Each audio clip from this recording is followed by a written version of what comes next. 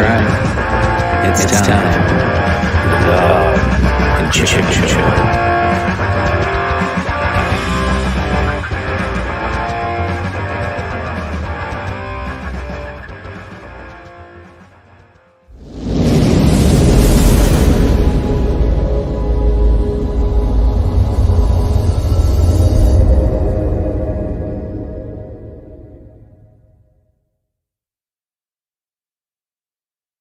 What kind of warning is that? Graphic language and images? I don't know about that. Welcome to the Dog and Chicken Show. We return to Thirsty Thursdays because fuck COVID. That's right. Fuck COVID. Before we move on and introduce our natural, as always, the same guests we always have, the two men of the hour. We got a soon-to-be birthday boy and then the king of extreme himself. Before we get into any of that introductions, make sure you go to Big Bucket Entertainment on Facebook and you click that. That's where you can find all of our podcasts across the board. Make sure you jump in there. Revolutionary Wrestling Podcast on YouTube. Also, KOE Nation on YouTube. Dog and Chicken Show on YouTube. And you can't forget, well, it seems I keep forgetting about it. Make sure you check us out. Growing a new little thing because I'm tired of trying to do the Patreon thing because it costs money and I don't think we need to charge for shit. So join us at locals.com and look up Big Bucket Entertainment there as well and join in the conversation. It's like a little mini Facebook. You can download the app on your phone or go to the website locals.com. Dogandchickenshow.locals.com. All right. That's it for the plugs. We're done with all that bullshit. Fellas, how we doing tonight? Tony, what you drinking on this fine Thirsty Thursday? Well, I am diving into a little bit of Breckenridge bourbon. Whiskey with a snow melt water from the Rocky Mountains. This is a good bourbon, folks. It just sounds fine choice, sir. Phil? Me, on the other hand, two things. I am right now. The okay. Over. I accidentally hit a button there. Well, let me tell you something. The answer is Whispering Angel Rosé. Actually, quite a good rosé. That is the true answer, folks. And it's also, hello, you two, but this is also the rosé that I used to win the wine-off challenge against Nurse Ratched over on the KOE Nation, because Chicken, my shameless self-promotion, knows no ends and no bounds. So over at the KOE Nation, I was able to capture the golden bottle. Yes, an empty bottle of Stella Gold. An amazing prize. I'm proud. I am now the wine master of my own podcast. Boy, that's lucky. Yeah, So yes, that's marvelous. Yeah, Marvelous rosé. I would recommend, if anybody wants to keep a pink wine on hand, Whispering Angel Rosé from Côtes de Provence, France. I would recommend, highly recommend. That's almost as awesome as creating your own belt on your own podcast and winning it 7 or 8 times, or shooting a bunch of squirrels and winning another belt. I don't know. Hey, Chicken, how many belts have you? Oh, that's right, fucking one on a fluke. But you had to come to our podcast to win the belt. Oh shit! So, all right. Yeah, I walked into that. Yeah, it's cool. Snap! Whoa! Yeah. So, folks, for those who don't know about our varying shit talk back and forth, Chicken, this rapscallion ne'er-do-well here, stole the RWP championship from its rightful champion, Phil KOE. But not me. And it's back where it belongs. No, you're a different thief. That's a different crime for a different investigation. So yes, Phil KOE having the title stole from him 3 times in the last 3 months is really the crime of the century. I mean, let's be frank here. Let's get Robert Mueller on this shit. Time for Mutagate. Yep, time for Mutagate. It's coming, folks. So real quick, let's. I got a belt. It holds my pants up. You damn right. Me too, man. So tonight, since we're switching, the COVID Chronicles is over because, like I said earlier, fuck Corona. It has been chronicled. It's chronicled, and now it's just repeating the same old hashed out bullshit. So tonight's drinking game, we are trying everything we can to not do anything to do with COVID, coronavirus, lockdown, and, just for fun, try not to cough. because that was a fun one when we started it. And now we can put that one to bed now, and we can be done with it officially after this, and I can retire this dumbass shirt that I bought and I've worn twice now. So How much did that shirt run you? it was like $15. It wasn't a big deal. So it's like $7.50 per podcast. That's quite a podcast investment, sir. It is. I only the best from Dog and Chicken Show here. Make sure you jump into the chats and the comments. Share this video if you're on Facebook, YouTube, wherever you're on. Hit the share button real quick. Let's get some more folks into the chat. Get some more people joining in on the live stream. Hopefully, y'all drinking along. Tell us what mix or well, I don't know. I'm gonna right now. I got my primer. As you all know, I always start with a little primer of just a mixed Coke and well, tonight it's Templeton. I'm taking a step back. I miss Dalmore. I haven't had Dalmore in a while, so I picked up another bottle today, and I'm gonna drink some 12 or with you. what? Some more 12. I did the 12. I got a bottle of Portwood downstairs, and I'm saving that one. That's gonna be a special occasion. Maybe on the 4th of July, I'll pop that up. So, maybe. Okay, all right. That one is quite good. If your palate is anywhere close to Tony's, you're going to love the Dalmore Portwood. So I would say yes, Dalmore is an excellent way to go. This evening, I'm going with wine just to not have palate fatigue on my whiskey tasting journey. Yeah. So we got a lot of topics tonight. Like, Yes. because nothing's happened at all in the last fucking 8 days since we were live Real last. slow news month, right? Last 30 days just really hasn't been any news. What's there to talk about, guys? Sheesh. Yeah. So why don't you guys tell me what you want to jump into first? Tony, do you have something that you're just curious about or anything like this? Like I know you're more on the side of you hear some of the news, and I think everybody's like this. It's kind of like it's news fatigue. You just keep hearing the same shit, and you're like, you don't even look into it. I guess the one I didn't really look that closely into, maybe one of you can fill me in or one of the listeners, but the Bubba Wallace NASCAR story. What the Bubba fuck Smollett happened here? Because, I completely missed, I think, some of the finer points of this one. So anybody wants to enlighten me, I'm all ears. I'd love to hear how this thing panned out. Oh, I got quite a bit. Phil, do you know anything about this one? I have been struggling. I have been working studiously and hard to avoid as much of this story as humanly possible because it's just like from start to fucking end, it's just a cacophony of fuck up and disaster. I like really. And so I just nope, not touch that one with a 20-foot nation. Well, I mean, somebody likes my monologue so nice, you have to play it twice, okay, Shit, folks? I guess.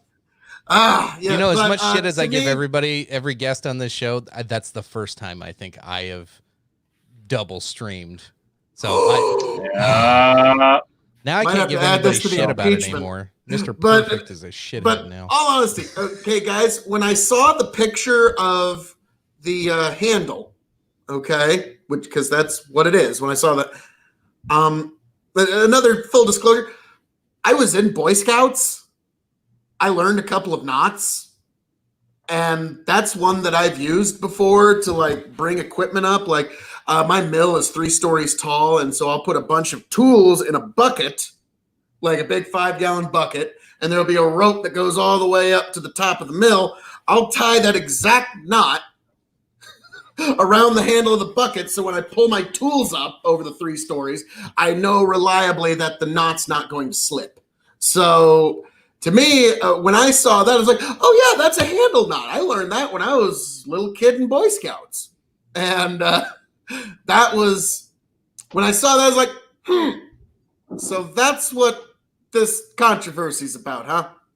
Yep. Boy. Boy, howdy. So that, I had a flashback to Boy Scouts seeing that particular picture. And then when I saw that, I was like, I'm just avoiding this clusterfuck.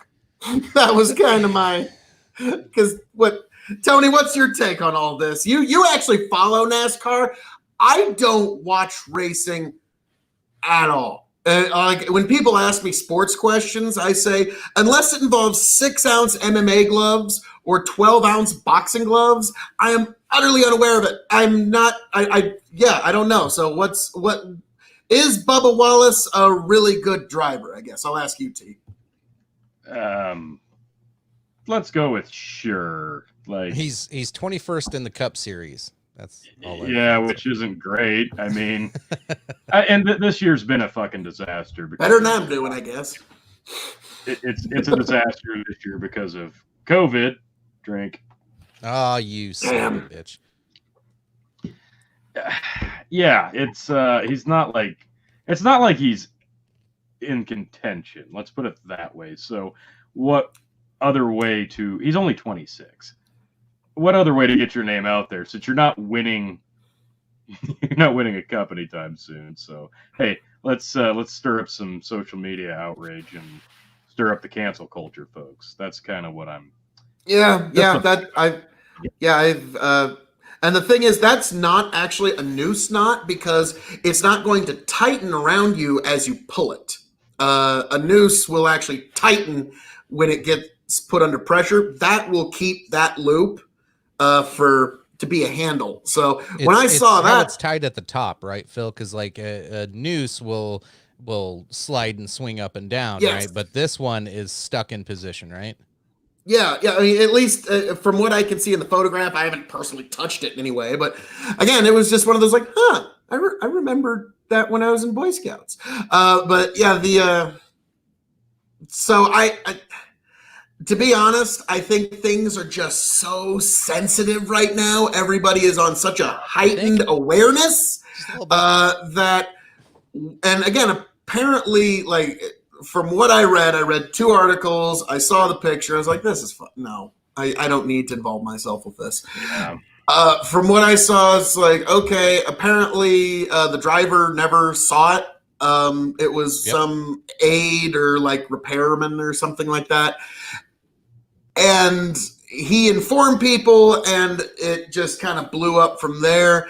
And let's just be frank, guys. I don't think this was intentional on the part of the team of Bubba Wallace. Because now I know this guy's name. I don't think this was intentional, but it was one of those things that when it caught fire, it just got away from everybody. And then, he sure seemed to think it was real for a while from everything I've gathered. So there's a lot to it. So he's a 26-year-old kid. Let's get that out of the way first. He's a famous NASCAR driver. He's the only black NASCAR driver.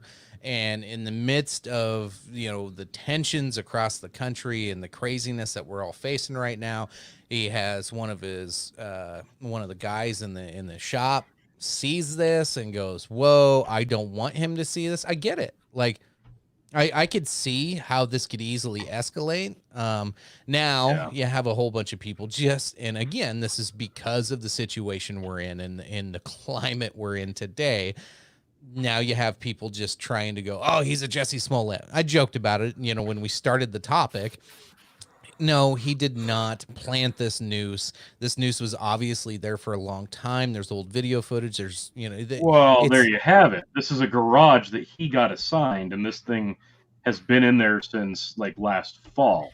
So it's not like this was a calculated racial message being sent. No, this is just, like you said, it was a knot to pull down a garage door. No, it's a little bit of bad timing. And then there's what do most people think of when they think of NASCAR? Redneck, hillbilly, racist, Confederate. Like those are like, I don't know if that's the list of words that come up when you look up NASCAR on Google, but I'm pretty sure it's close to that. Yeah, and they just banned the Confederate flag or the battle flag or whatever. That's why this blew up. Because that was already in the news. Like it was primed. You sat there and you pumped that gasoline in there with that Confederate flag banning, and then somebody's just like, whoop, spark, It's and shit. Yeah, shit hits the fan. I'm just glad it's not like a real hate crime because like that would have been horrible for NASCAR. I'm not a NASCAR fan either, but that would have been god awful for NASCAR. It would have been god awful for God all awful the for shit sports in the general. Oh, just everything would have Yep. been. Oh, shit would have hit the fan. Like sports need any help being trounced this year. Like this has been one of the worst years in recent memory for all sports. I mean, For everything. obviously Fuck sports. the situation in the world, and in early this year we lost Kobe Bryant for fuck's sake. Like this year's just been bad for sports in general, and it's not going to get any better. WrestleMania was canceled, more or less. Yes, no, they it had wasn't. I matches won on the that. belt. I won the belt through WrestleMania. Yes, Chicken. They did in fact have matches that they broadcast on that day. But let's be honest, WrestleMania was canceled. So there you go, Chicken. You won the belt on officially the worst WrestleMania of all fucking time. Congratulations. I am the Rona champion. Yes, you are. Make that belt. We had to make him his own version of the belt, but like the hardcore belt, all busted up with like held together with Corona masks. We got a drink. Yeah, we're saying too much.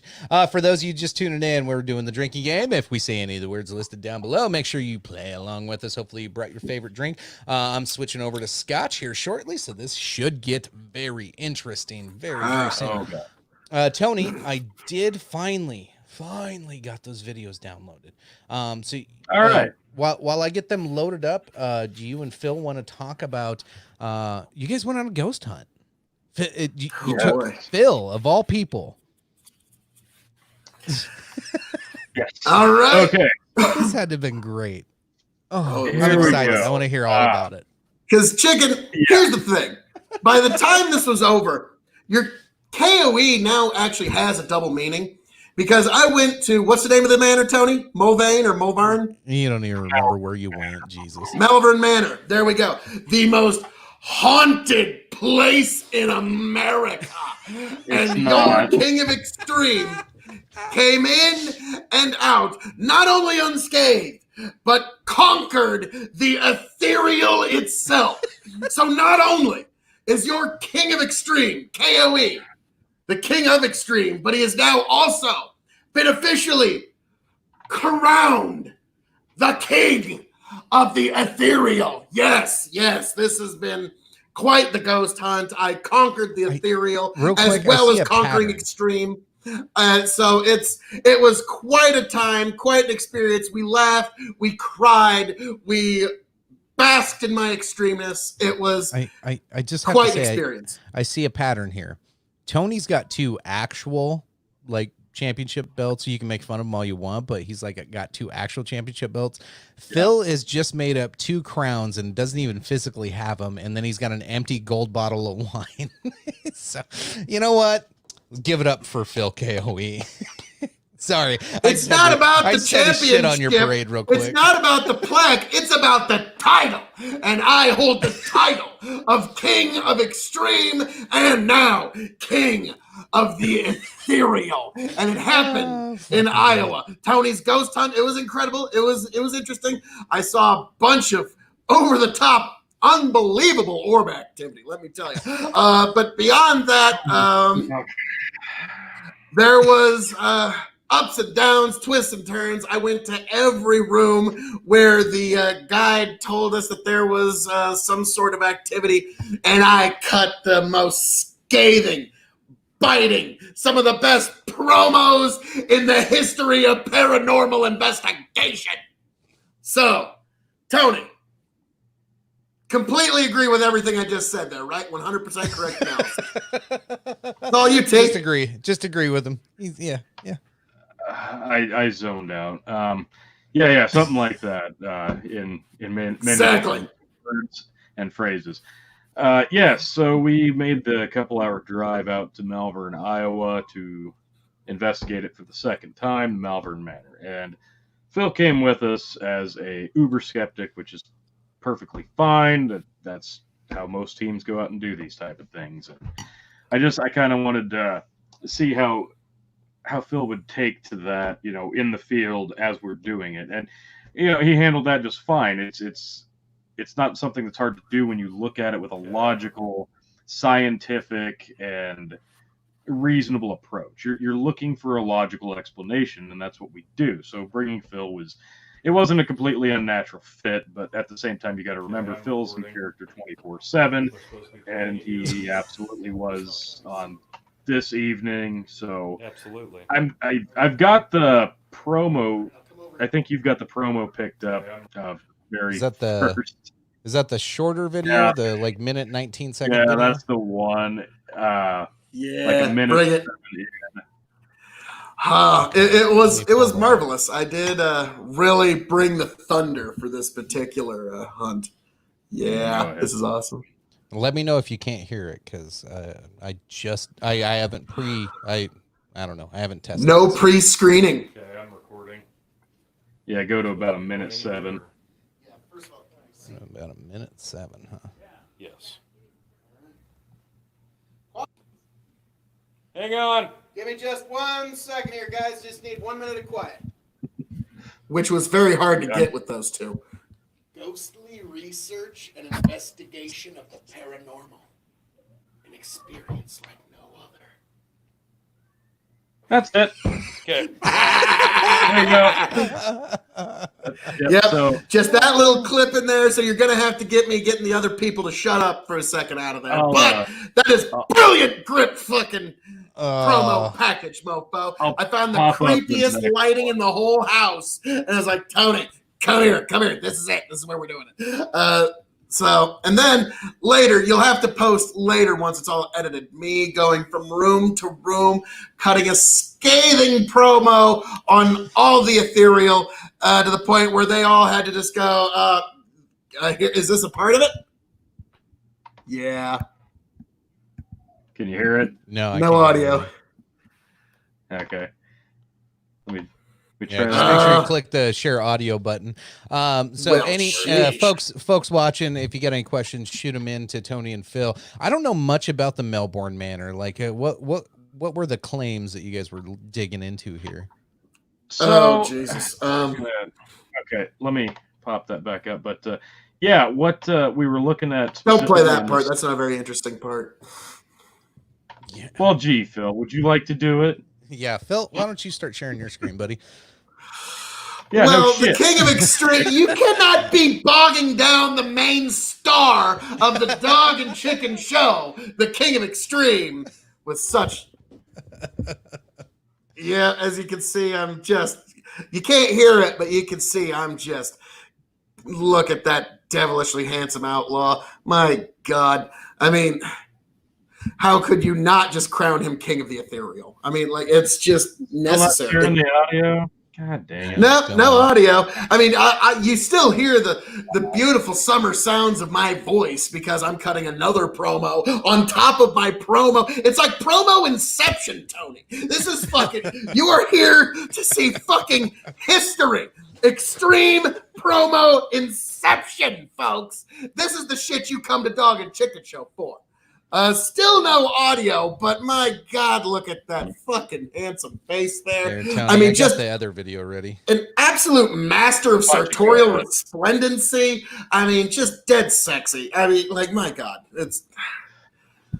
give that man the Oscar and the Emmy.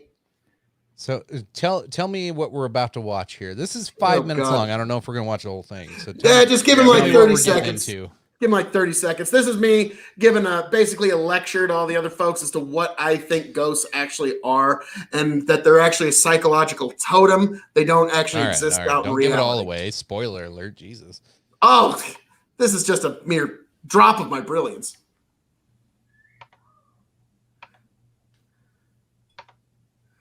Look, again, no audio, but Jesus. I mean, we could just keep the video going of this just beautiful man.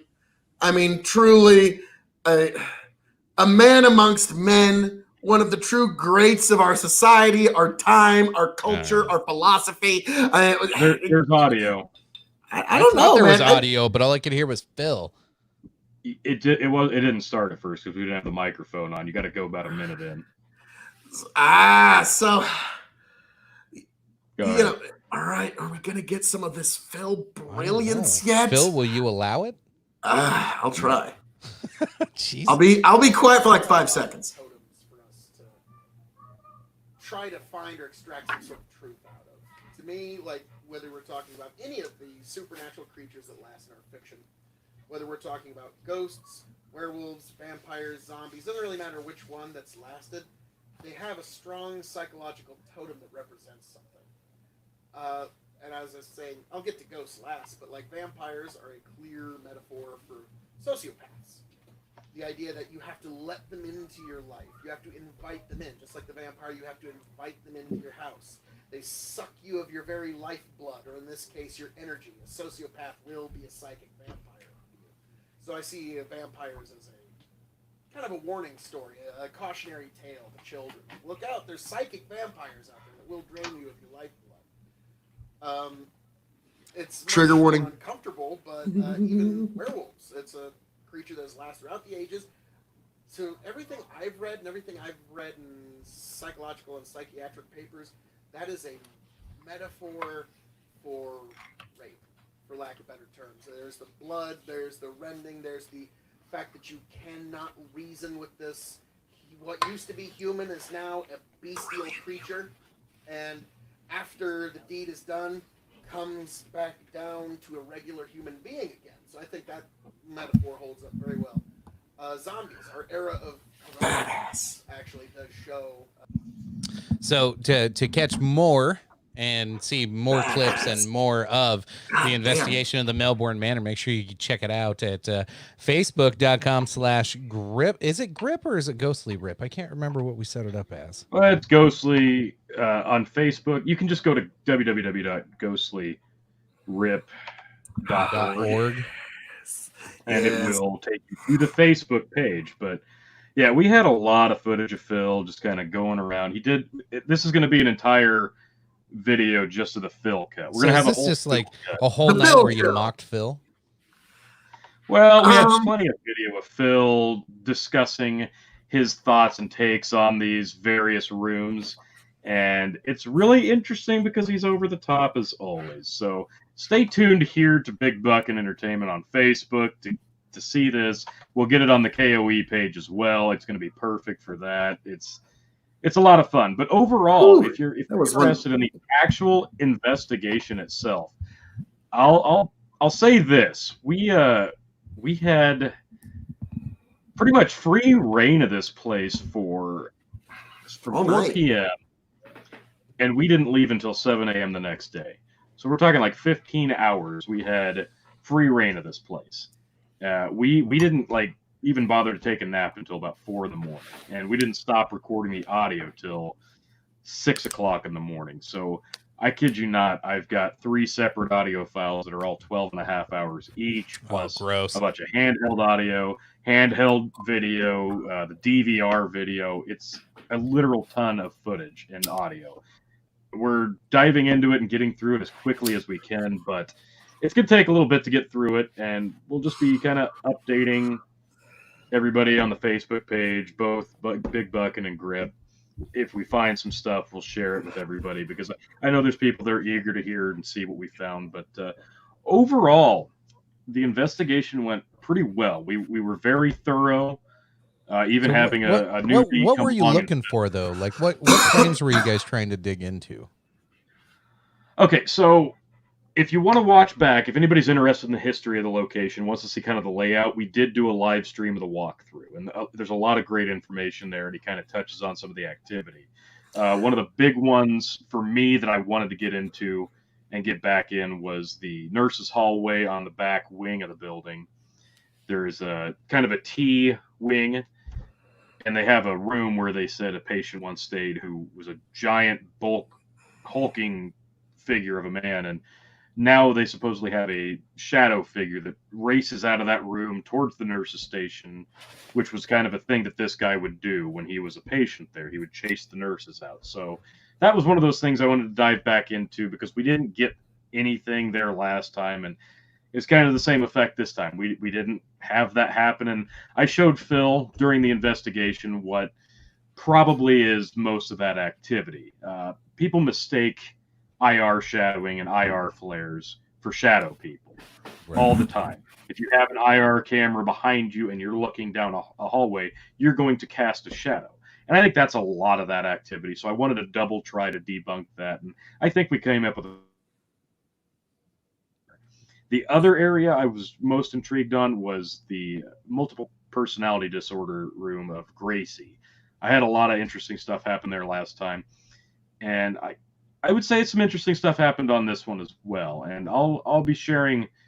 I think there's a mini clip on the Grip Facebook page if you want to check that out. Some K2 spikes as I'm doing some EVP work. But there'll be more to come on that. There were some interesting things happening there. But yeah, overall, just a lot of EVP stuff and kind of just debunking some of the claims. So a lot to come in the future. Phil, I know you want to expand on that. Well, I mean, yes, there was the intro video that we put on Facebook Live that went from room to room and explained things, but there's also an incredible promo by Phil KOE where I go from room to room and give an extreme explanation as to what's happening in each room. So also keep in mind that's coming because that'll be the Phil cut. So, and I do have to apologize to Tony a little bit, just a little bit. You know, sorry but not sorry, because when I was there, I did kind of turn it into the Phil show. But no, Phil would never do such a thing. When have I ever done such a thing, though? That is completely uncharacteristic of me. So, as the main star of the Dog and Chicken Show, yeah, Jesus. But so, Tony, where'd you fucking find this guy? I don't know. We actually did not get along at all at 6th grade. Now we're fucking great friends. I don't know what the fuck happened. I really don't. Teachers used to know to keep us separate in grade school. But long story short, I had a good time. There was interesting activity. Yeah, Tony in that Gracie room, the little okay. The K2. My interpretation is the little flashy light thing that tells you if there's a ghost around, that kept going all the way up to red. I don't know what and I even had to be and one guy said, did you bring the K2? I'm like, guys, K2? Ew. I mean, come on. They have medical marijuana in this country now. Why are you bringing K2 to this party? This is fucking bullshit. Then he had to explain to me it's a K2 meter. I'm like, oh, okay. Yeah, I'm not touching no fucking K2, man. But okay, I'll touch your K2 meter. Sure, why not? And there was other equipment as well. Now, the one thing I will say in the Running Man Hall, I found it fascinating that when we were there, the little laser grid equipment thing you had failed for no given reason. Just poof, went off. And that was kind of interesting, but at the same time, equipment fails all the time for 1,000 reasons. Yes, not only did I go on my first ghost hunt, I conquered my first ghost hunt and have emerged the king of the ethereal. So my kingdom expands by the day. So that was actually kind of interesting. And what is fun is in a ghost the haunted house, you can easily freak yourself out. It's so easy to want to play along. I mean, I'll be honest, me, let's focus quickly, if we may, on the upstairs room called Inez's room. You're mentioning it's easy to freak yourself out. Now, you had a bit of a interesting experience in that room by yourself, and you had us all going to go do the same thing to see if we would experience the same type of situation. If you'd like to expand on that. Yeah, in Inez's room, I just sat there, alone, just kind of meditated for a few minutes, just kind of closed my eyes and just kind of cleared my mind and, just, tried to oh, okay, this will just be a nice little delightful time to have to myself. And when I opened my eyes, I actually had a very interesting parallax trick where the light was jumping all over the place in front of me, but that was just, I suspect that was just me being in a very warm room, closing my eyes in the dark for a very long time and experiencing an extended period of parallax. That's what I tried to explain that as. And then Jeff and Tony went up and couldn't get the same. And then the other member of our team, she actually was able to get a similar result. But take that for what you will. I think that's just sitting in the dark with your eyes closed and experiencing parallax. So, as you said, it's easy to let your mind play tricks on you, and that's the first rule. Anytime anybody has an experience on one of these investigations, I'm like, okay, you've got to think about the situation, you've got to think about your surroundings, what could have led to this. Please don't just freak out and chalk this up to ghosts, because that's when you start losing any bit of credibility that you might have. Yeah, and I thought Phil would be more fascinated with it, because these types of deals are it's the most fascinating way to see how your mind will try to manipulate you, and you have to constantly question your own reactions to everything. So I thought Phil would be fascinated by anytime he was like, "What the fuck was that?" Like, you ever have any of those moments, Phil? I was paying attention to my own reactions very, very studiously, because, like you said, it is one of those like, okay, this is a moment to analyze how my own mind is working in this situation, because this is an instance where, socially speaking, this is something that's understood as a haunted house. And is that going to influence my thinking in any way? And I found it, like I said, like it's, the inclination, it's so powerful to want to play along. Okay, it's the pull to just even like Tony, when Tony was laying in the bed at one point asking these questions. Whoa! We don't need to hear all of this. Well, no, he was talking to Gracie, the multiple personality one, supposedly. And so Tony's laying in this bed asking these questions. I'm sitting in a wheelchair, and despite the fact that I'm thinking this is kind of silly, like that thought was going through my head, I couldn't help myself. I wanted to play along. I even threw some questions out there, see if the little ghost thing will respond, and didn't get shit from me. So apparently the ghosts don't, they were already conquered. They already you are our king. You are the king of the ethereal. We dare not address the king. No. Too much negative energy from the king. Heavy hangs the head that wears the crown.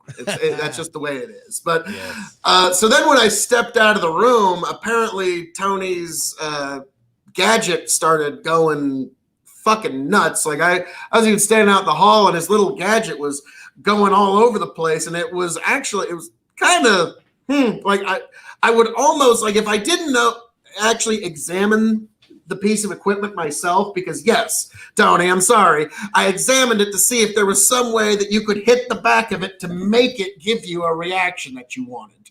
Okay, I was seeing if this was gimmicked or not, and your equipment is not gimmicked. I really looked it over to make sure, because hey, you never know. And so Tony's laying there with this EV thing, laying on the bed, and he's asking varying questions, and the bar goes from green, which means nothing, all the way over to red, and then back. And then he would ask some other question. It'd go like halfway. Then he'd ask some question about something in the room, and it would go way fucking up and back. And so if it wasn't for the fact that I know Tony, and I also examined the device myself, if I would have been witnessing just that, I would have swore the machine was gimmicked. Because it was too perfect in that Tony would ask a question and the thing would give a response in at least some sort of measure. And so that one I actually did find fairly interesting. And at one point it's like, well, see, I'm just going to take off and I'll let you two be alone for a little while. You and Gracie need to catch back up. He did. So, yeah, it was interesting because I'm just asking simple questions like, is this your room? How long have you been here? What's your last name? Blah, blah, blah.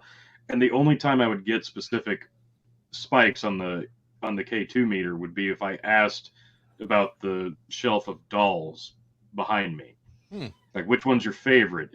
Do people bring you dolls? Would you be mad if somebody took a doll? And depending on the question about the doll would depend on the reaction I was getting on the K2. It was one of the better interactions I've gotten off of an EMF interaction in a while. It was fairly short lived, but I was glad to have Phil, like he said, examine the equipment and witness it firsthand, because it's one of those interesting things that happens. Obviously, you cannot chalk this up as concrete evidence. It's mostly a personal experience that you were able to capture on film. It was a bit of interactivity. But now that you've seen that and you've seen it firsthand and looked at the equipment, I think you'd be better suited to understand some of the other pieces of evidence, if you will, that we've captured over the many investigations we've done. I want to do a Villisca episode where we dive into the history of that, because we personally investigated that place twice. Chicken, that you're place was kind of very cool. familiar with it. And we've gotten some of our best K2 spikes at Villisca. So that's one of those I think we can dedicate in. Yes, we've got a lot of great audio there as well. So that's one I think we can just do an entire podcast on sometime, and you'll have a bit better appreciation for what that interaction really is in the moment. So those that aren't understanding the K2, it's just an EMF detection device. It detects fluctuations in the EMF field and electromagnetic field. If there's a spike, supposedly that's a way to manipulate the air and the EMFs to interact with someone. But yeah, it's an interesting tool. Obviously, there's no concrete science to confirm that, but you are getting interactive responses, which is very, very interesting. And they can. So here's some examples of what those look like. If you ever watch any ghost hunting show, you see these all the damn time. That's what Tony's referring to, and Phil tried to see if it was tamper proof, and he didn't see anything. You can actually use these, and you know, when you take these up to like an electrical outlet, you'll see the light turn red, so you know it is actually measuring electricity or magnetic field or whatever it's supposed to be measuring. It does respond to obvious things, so it is really interesting when it pops off when it shouldn't.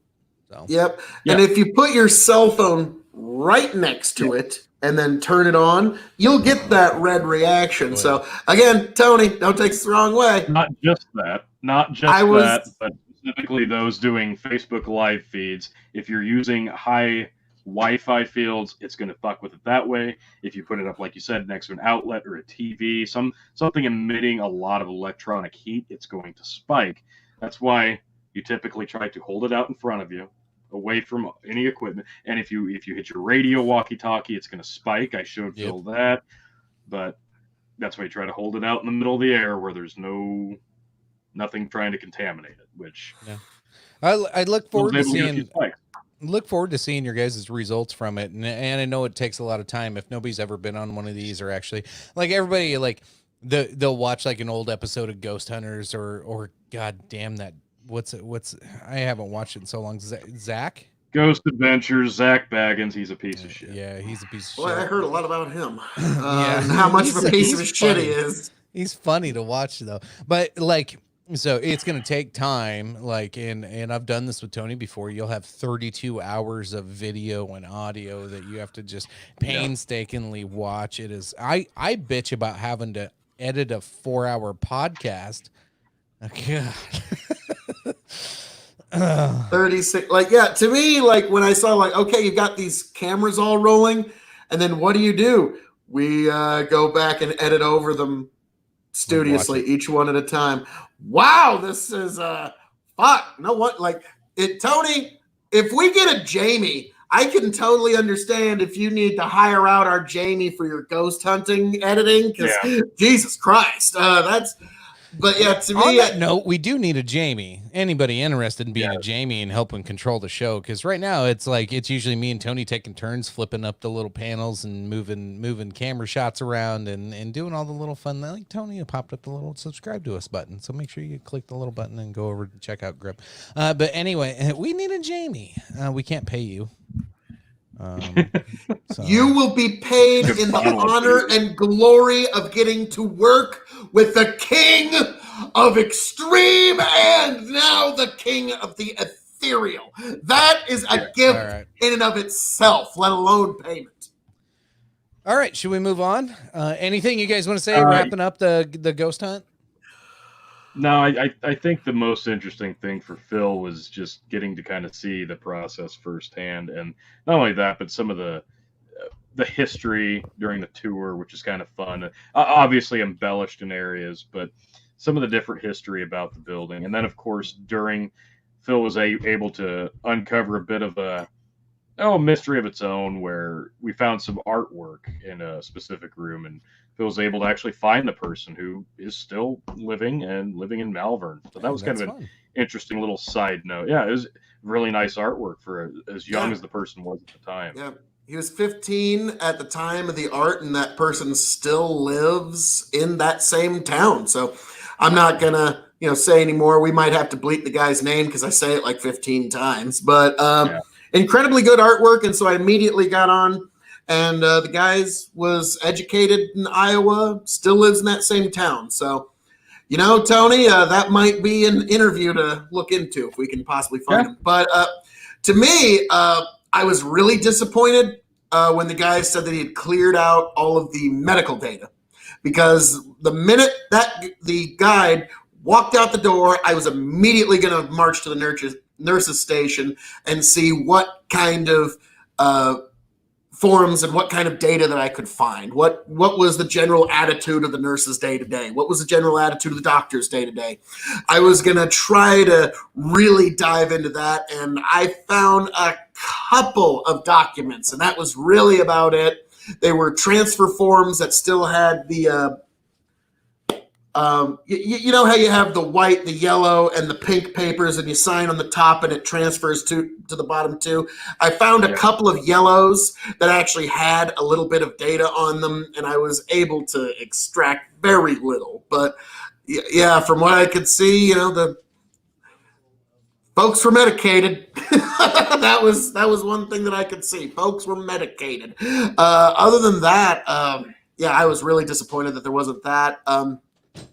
There was a very well-drawn, pencil-drawn portrait of the captain that ran the place originally. And that kind of, I don't know if that guy realizes that thing's worth probably at least $5,000. That was the other thing that I found fascinating, is he's got this old piece of pencil-drawn portrait art that was made with a charcoal pencil, probably in the 1860s. And London Clearing House, or whatever the main auction house of London, had one recently that was in pristine condition that went for tens of thousands of dollars. So when I saw that, I was like, damn, that is, and it was so good you could actually see the guy's eyes in it. So there were, in this manner that's been there was some really good art, interesting architecture. Like I said, it was kind of crazy, it was kind of strange, and I was when you go back to the Facebook Live tour, you're gonna catch me doing the Office Space look into the camera a lot, like, seriously, really? And Tony and the guy and this is the room that's demonically possessed, and I look into the camera like, okay, all right. But yeah, but in the end, I'm actually glad I did it. It was actually a fun experience. So I don't know, Tony, if you ever are spare a cast member, I might tag along. I mean, add a little panache and a little zazz and flair and a little extremeness to the show. Can only make it better. Speaking of which, vote Extreme 2020 for POTUS. Which is strange, because I am both idiosyncratically running for president and also supporting Donald Trump for president. It's a very strange campaign. So it's so Phil 2020, fuck everything. That's basically the campaign slogan. Well, that's what everybody's campaign is. What is your primary objective as a candidate, Phil? What is your main platform?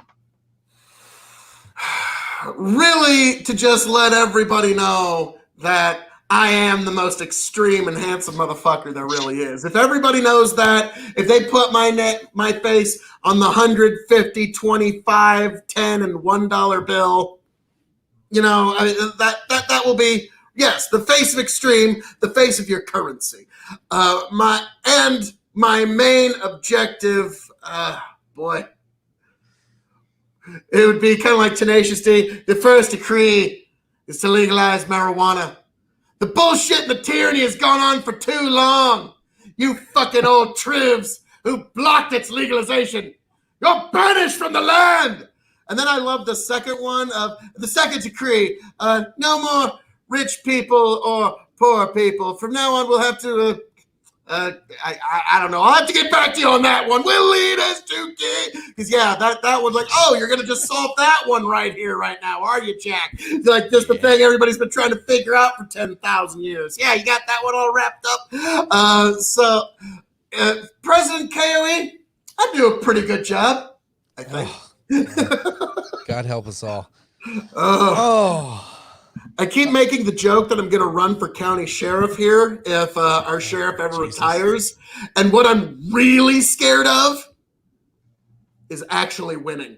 Like, oh my God, really? Yeah, really? We joked about this last night. Phil brought this up, and I was like, "Oh my God, you'll be like Donald Trump when he won." He was like, "Oh fuck, what do I do?" Wait, what? Yeah. No. Really? I was just trying to sell some books. What the fuck? I actually won this thing. I gotta do this now. No. You gotta vote for Hillary. But then, in typical Trump fashion, after 4 years, Phil would be like, "Fuck yes, I'm running again." Yes, I am going to make the sheriff great again. Like, yeah, it would be. All right. I think we've hit a good segue. What's the big story on politics that we haven't touched on in the last week? I know one of you or both of you were chopping a bit for a couple things, I'm sure. So, Chicken, I'll let you take this one. I know you got a couple. You've been.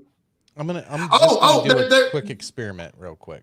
No, go ahead. While you're doing that, Chicken, I do hate to admit to you, but looks like AOC won a primary. Crushed her fucking primary opponent. He rushed her, and Chicken and I had a little bit of a friendly bottle bet between the two of us over whether she's gonna. Now, the election's not over yet. Now, it would take a lot. She would have to shit the bed pretty fucking hard to lose her election against a Republican in New York. 2020 is the year for that. Yeah. True. There's the year is still young. We still got some time, but I don't think Chicken thought she might be going this year. I'm like, dude, she is a celebrity Democrat. We are going to be dealing with her for the rest of our lives. We're in a populist. And she's going to have access to way better health care than all three of us. So probably well past our lives. So sorry, kids. All you Gen Zers, you got to deal with her for the rest of your lives. I'm sorry. Yeah, that's just going to be a thing now. That's not going anywhere, I don't think. Nope. So, and also, as much as I hate to say it, like Chicken, you and I kind of made the joke, but like I said it kind of half jokingly. I think in about sometime in the next 25 years, there's a good chance AOC could actually be the president of the United States. Better than 50% chance, honestly. What's that, T? Like 8 years from now. Yeah, she's not eligible to 2020. Otherwise, they'd be running her. It's 2024. You know they would. Or no, what's 2024 or 2028? But I see her against Donald Trump Jr. 35 in. Yeah, she would turn 35 before she'd be sworn in. So I don't know what the exact rules would be. Do you have to be 35 as you run, or just before you'd be sworn in? I don't know that specifically. I think that's one you let the American voter decide, honestly. If she actually wins the election, the popular vote in electoral college, more importantly, if she actually wins that, the American people spoke. That's the way I look at it. So now I don't think she's gonna win anytime soon. Now, granted, if you would have told me 8 years. If you would have told like some congresswoman from Bronx, New York's gonna win the entire country. But if you would have told me 8 years ago, oh, dude, this businessman from New York is gonna win the Republicans over, I would have been like, you're out of your fucking mind. And yet It happened. It happened. Oh, no. You just said some businessman. Oh, no. The motherfucker has been a celebrity and a fucking reality TV star for as long as anybody can remember. That's why. Not because he was a businessman. That's something nice you put on a card. But that's not the brand. The brand was set in stone years before reality TV was even a thing. He was a reality TV star without a show, without reality TV being a thing. The His Donald brand Trump was brand being a is well in businessman. place. Yes, he's a businessman. That's like saying George Bush is a Texan. Well, yeah, that's a technicality, but he's a politician. That's not really the point. Well, no, I would argue he has been a very successful businessman. I mean, he was able to amass over $1 billion with his varying deals. You know, that's not bad. Not bad. I'm going to give him that. But yes, branding has been his primary. Hello.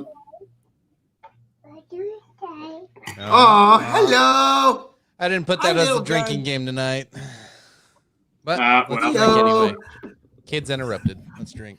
But yeah, that's been part of his primary brand. Look at me, I'm a businessman. Even in the show The Apprentice, I'm the boss. I tell you when you're fired, you're fired, you're fired.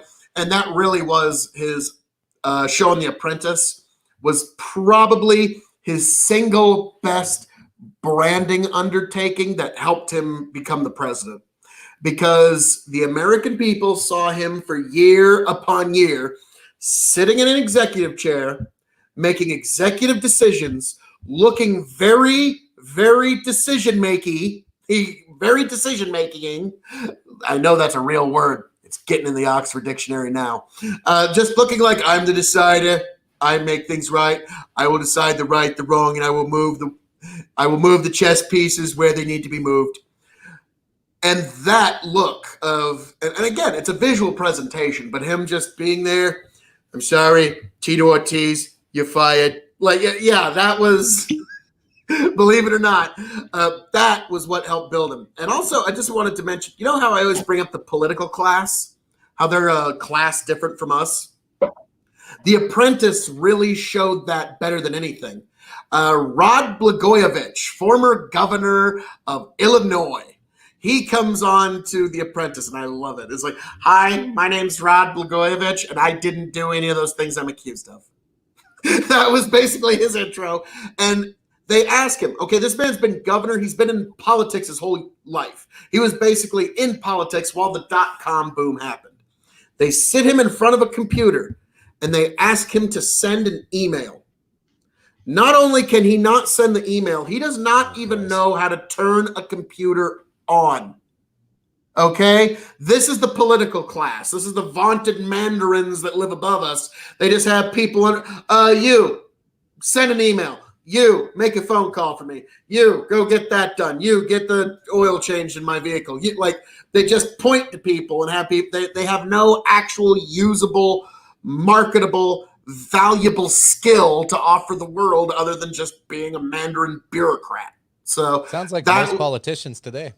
Yes, yeah, that's what I'm getting at. Is that's pretty much every goddamn politician, unfortunately, are. I gotta say, say, not all of them, but a lot of them are that level of useless.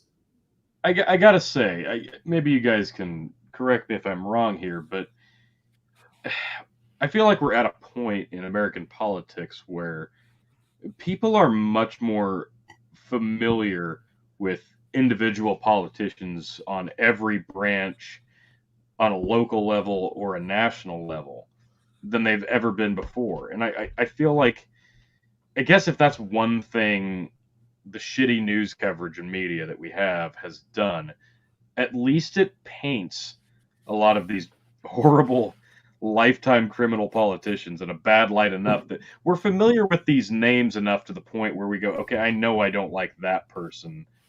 I don't want that person to be win re-election. I want that person to get voted out.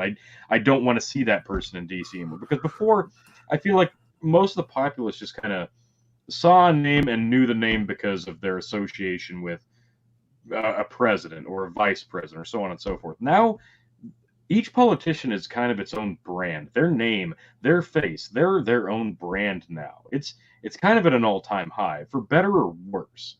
But even the most uneducated person on a voting scale knows who a lot of these higher end people are. And most of them know the bad stuff that they're accused of more than they do whether the Democrat or Republican or what their policies are. They know about the bad shit that they've supposedly done. That's where we're at. And it's kind of like a survivor mentality, you know, where, hey, we should put their torch out because I don't like that one because they're worse than the other guy. So it's an interesting time in politics. It's a terrifying and terrible time, because if it was one thing to have Trump be elected as a populist.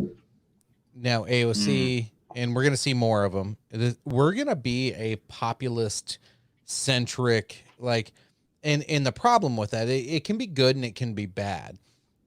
It's a popularity contest, which, you know, you could argue that it's always been a bit of a popularity contest, but it's about to get worse. And now it means that you're only going to be sucking off the teat of social media conglomerates and giants and fake news and all this other bullshit. And it's a good segue into the first thing of news I wanted to share. We've made a rating scale of what's okay to do during the pandemic. Oh God, is this real? Yep. This is real. This is real.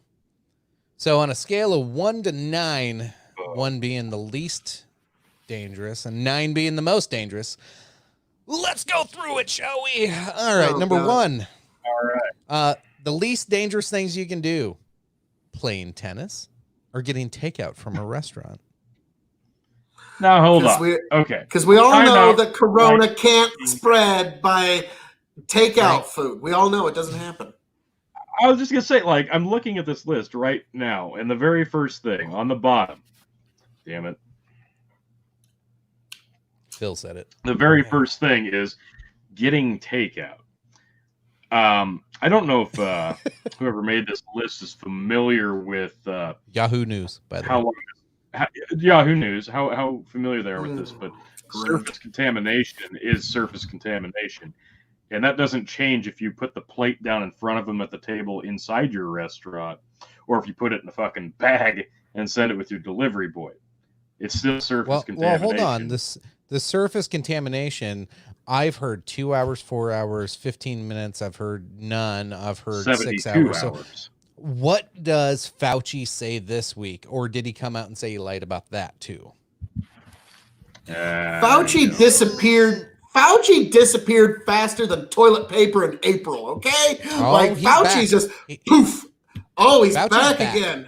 We'll get into that. I got a video clip of him admitting he lied about masks. Number 2. So this is a little bit more dangerous than takeout.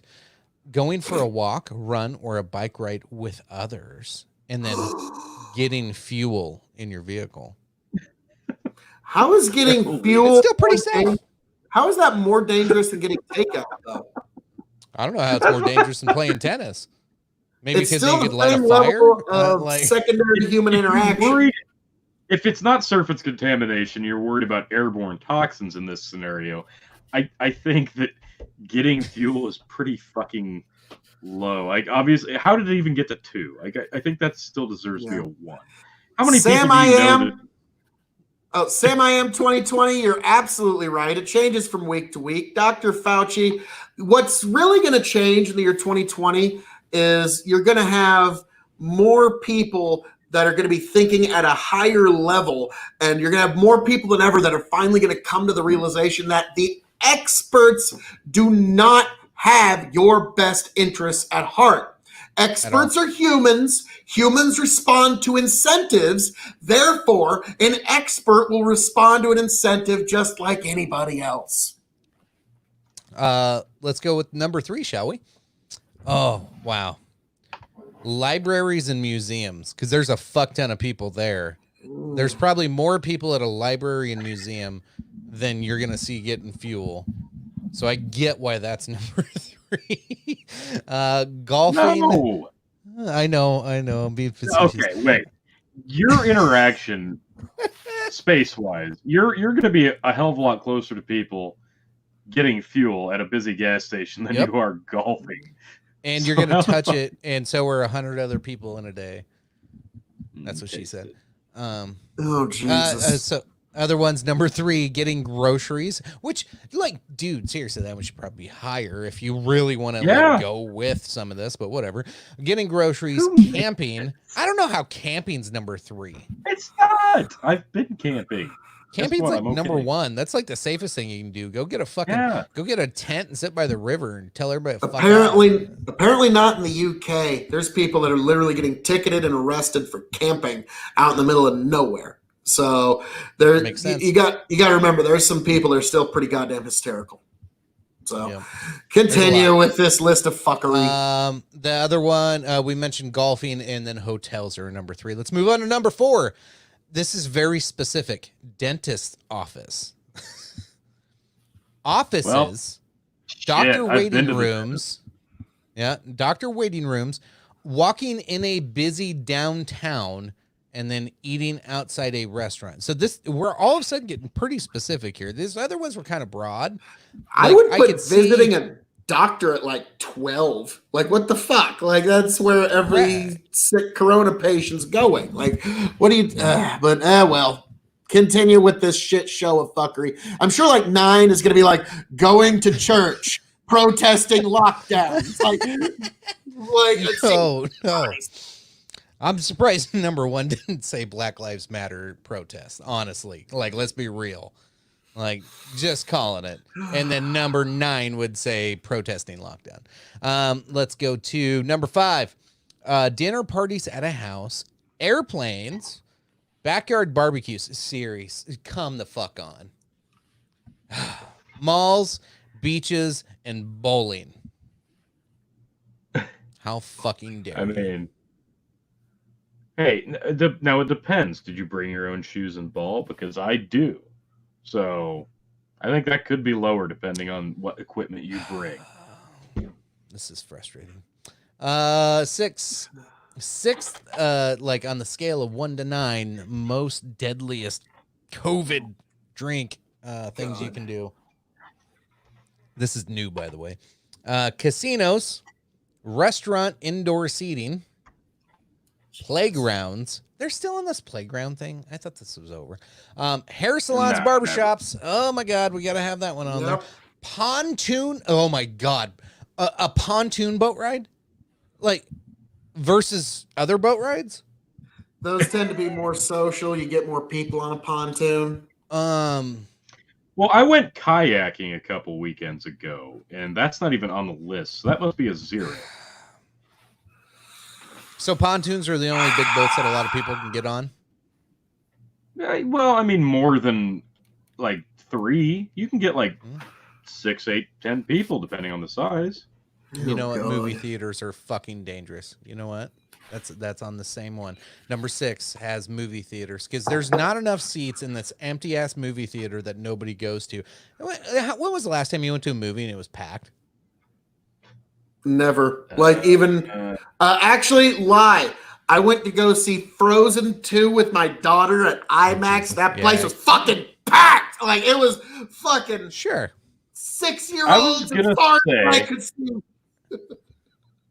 I think the last time I remember movie theaters going- able to social distance right now. I don't see why they're still closed. It doesn't make sense. Let me preface this with, a town of 2,000 or so people at the time, but the last time I remember going to our local theater and it was actually sold out was like the original cartoon Lion King. Literally, me and my cousin got in and my mom couldn't. That's where the fucking capacity cut off. That's the last time I remember going to a movie and not getting somebody in. Like, no, that doesn't happen. People I don't go did to the not know movies in this. 2020.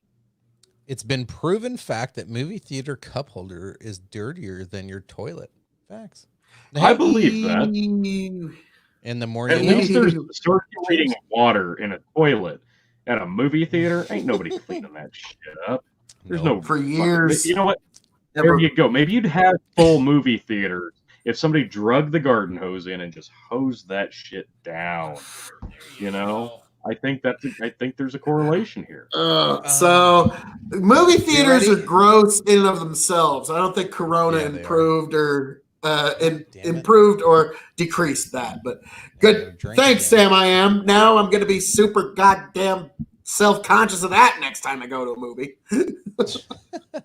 Let's go number 7.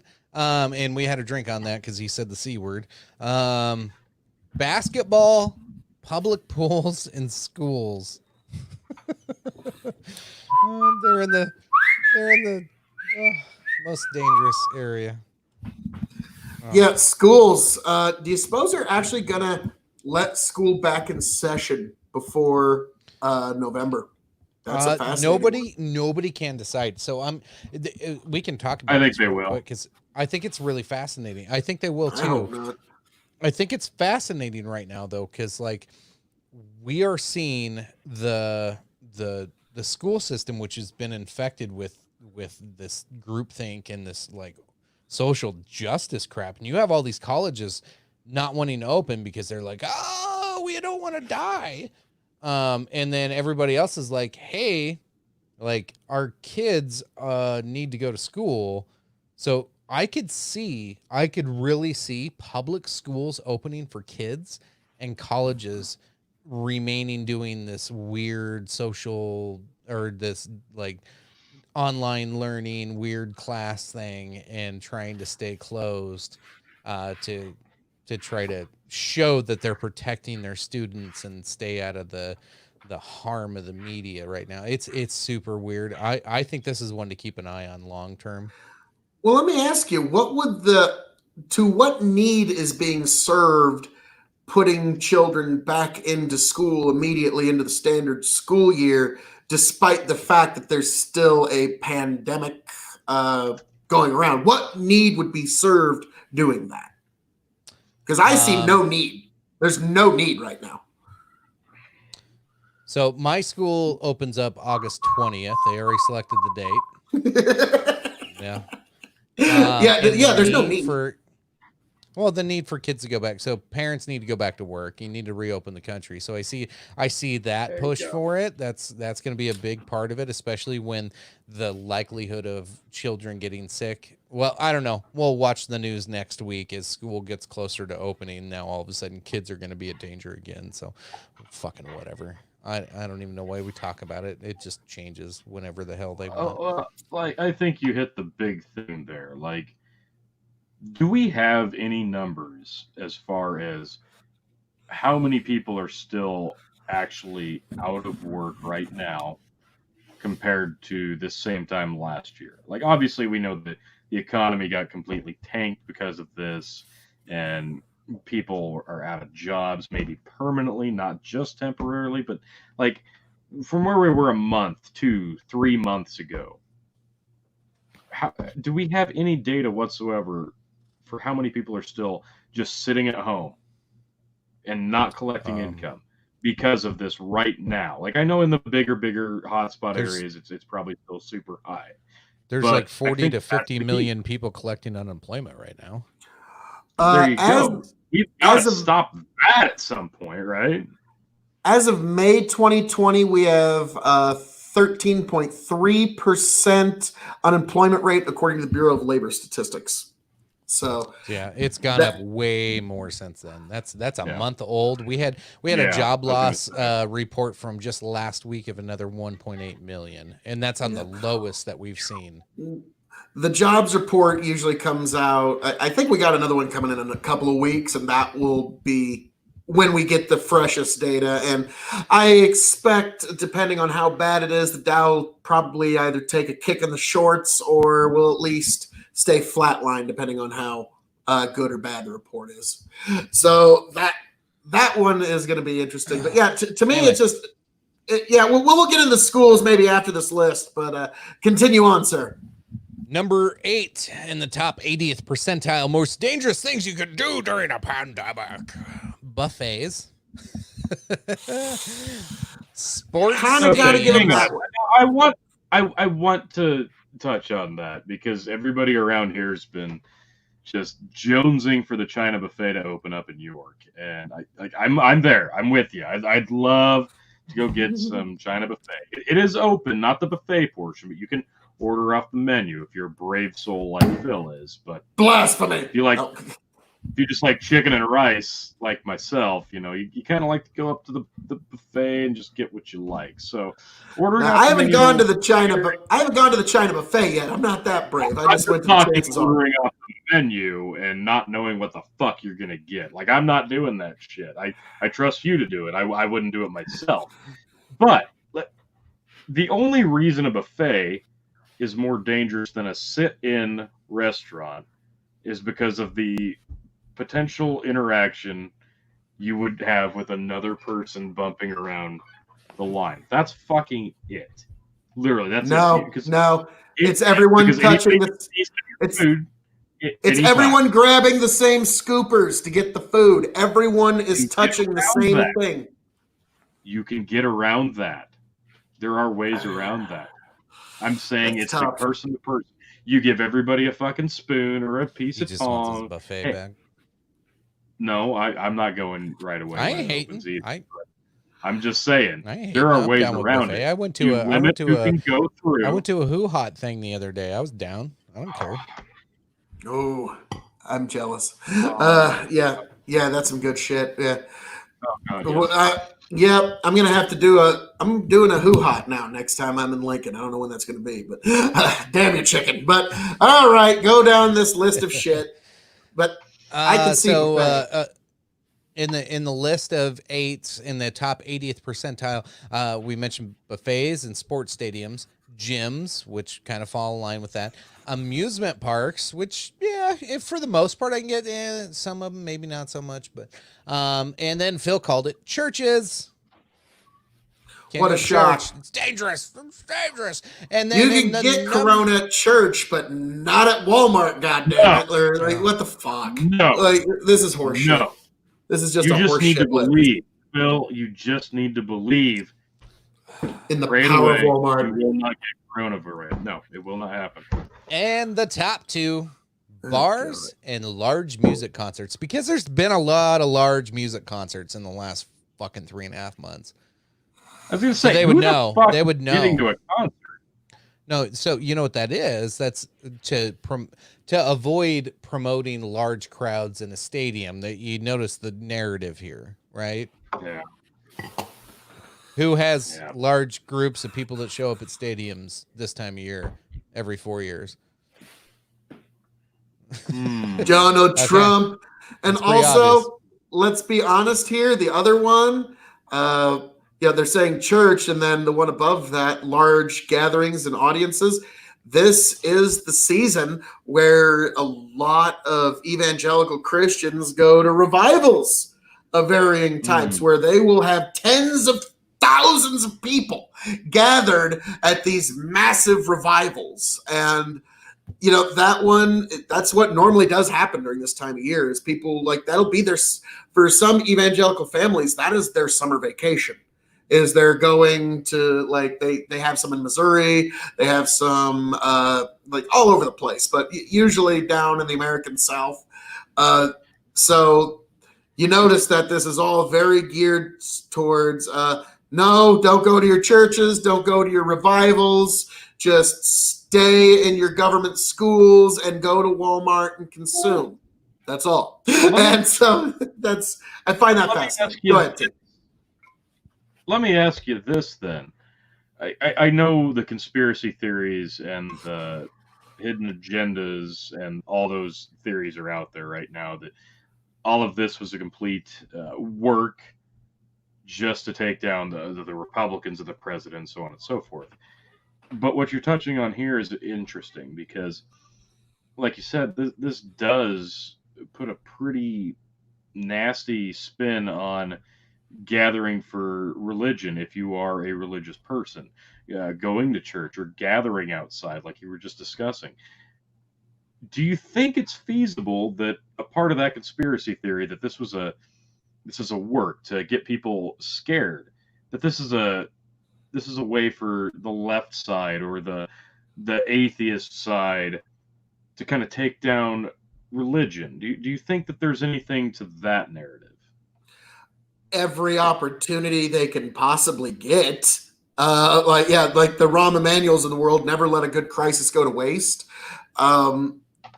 So do I think the virus was not caused by that. It was the conspiracy was not launched by let's have a virus so that we can, stomp on the Christians a little bit. But that is certainly a happy side effect, if you will. And as you've noticed, it is all kind of geared toward, like, the criticism of things you're not allowed to do all go one way. If you haven't noticed, it's all, thank you, McCluster West. It always seems to go one way. We actually have thousands of medical professionals saying it's okay to take part in leftist Black Lives Matter protests. But on the other hand, don't you fucking dare go to church. Don't you fucking dare open your business. Don't you fucking dare go to revival. Don't you dare fucking participate in any political rallies. Otherwise, you hate Grandma go to Apple. a Trump rally. Exactly. Don't you fucking, and most of all, don't you fucking dare go to a Trump rally, and you better not thank God while you're there doing it. So that's, you've noticed that the criticism only goes one way, and that's why a lot of people are just saying, you know what, fuck this whole thing. Then I'm not going to listen to the experts if they're actually just, if they're literally willing to be politicized rather than do what's actually best. That is where a lot of lines are going to get drawn, and a lot of people are getting fed up, myself included. I'll be frank. Like, when I go out in public, I generally don't wear a mask anymore. It's just like, well, fuck. They're going to decide in a week you should, and then in 3 days you shouldn't, and then you can be a carrier if you're asymptomatic, and then there's absolutely no way you can be. And there's been more disinformation than information being spread, and unfortunately, a lot of it is coming from the fucking experts. And that's, I don't know, I don't have a good answer for that, folks. So really, I mean, keep mild distance. Don't lick each other on the face. But other than that, I think, you just practice basic hygiene. I think we'll be fine. I think we'll get through this, folks. And also, chicken, because I'm a dick, Corona. Hey, Phil, I don't know if you could do this quick, but you might want to get a refresh. I think we're getting a bit of lag. I think... Sorry. I think it's interesting that we're 6 months into this year, almost 7, and 5 to 6 months really deep into the pandemic scare. And really the biggest takeaway as a whole from all of the initial panic to where we are now, right now, it's complacency has set in, and we've fallen back into what feels normal. And unfortunately, once the panic wore off and we started falling back into what feels normal, even with restrictions, the thing that felt most normal is disobeying basic guidelines. America. I love this country. Racial tension, and buy guns.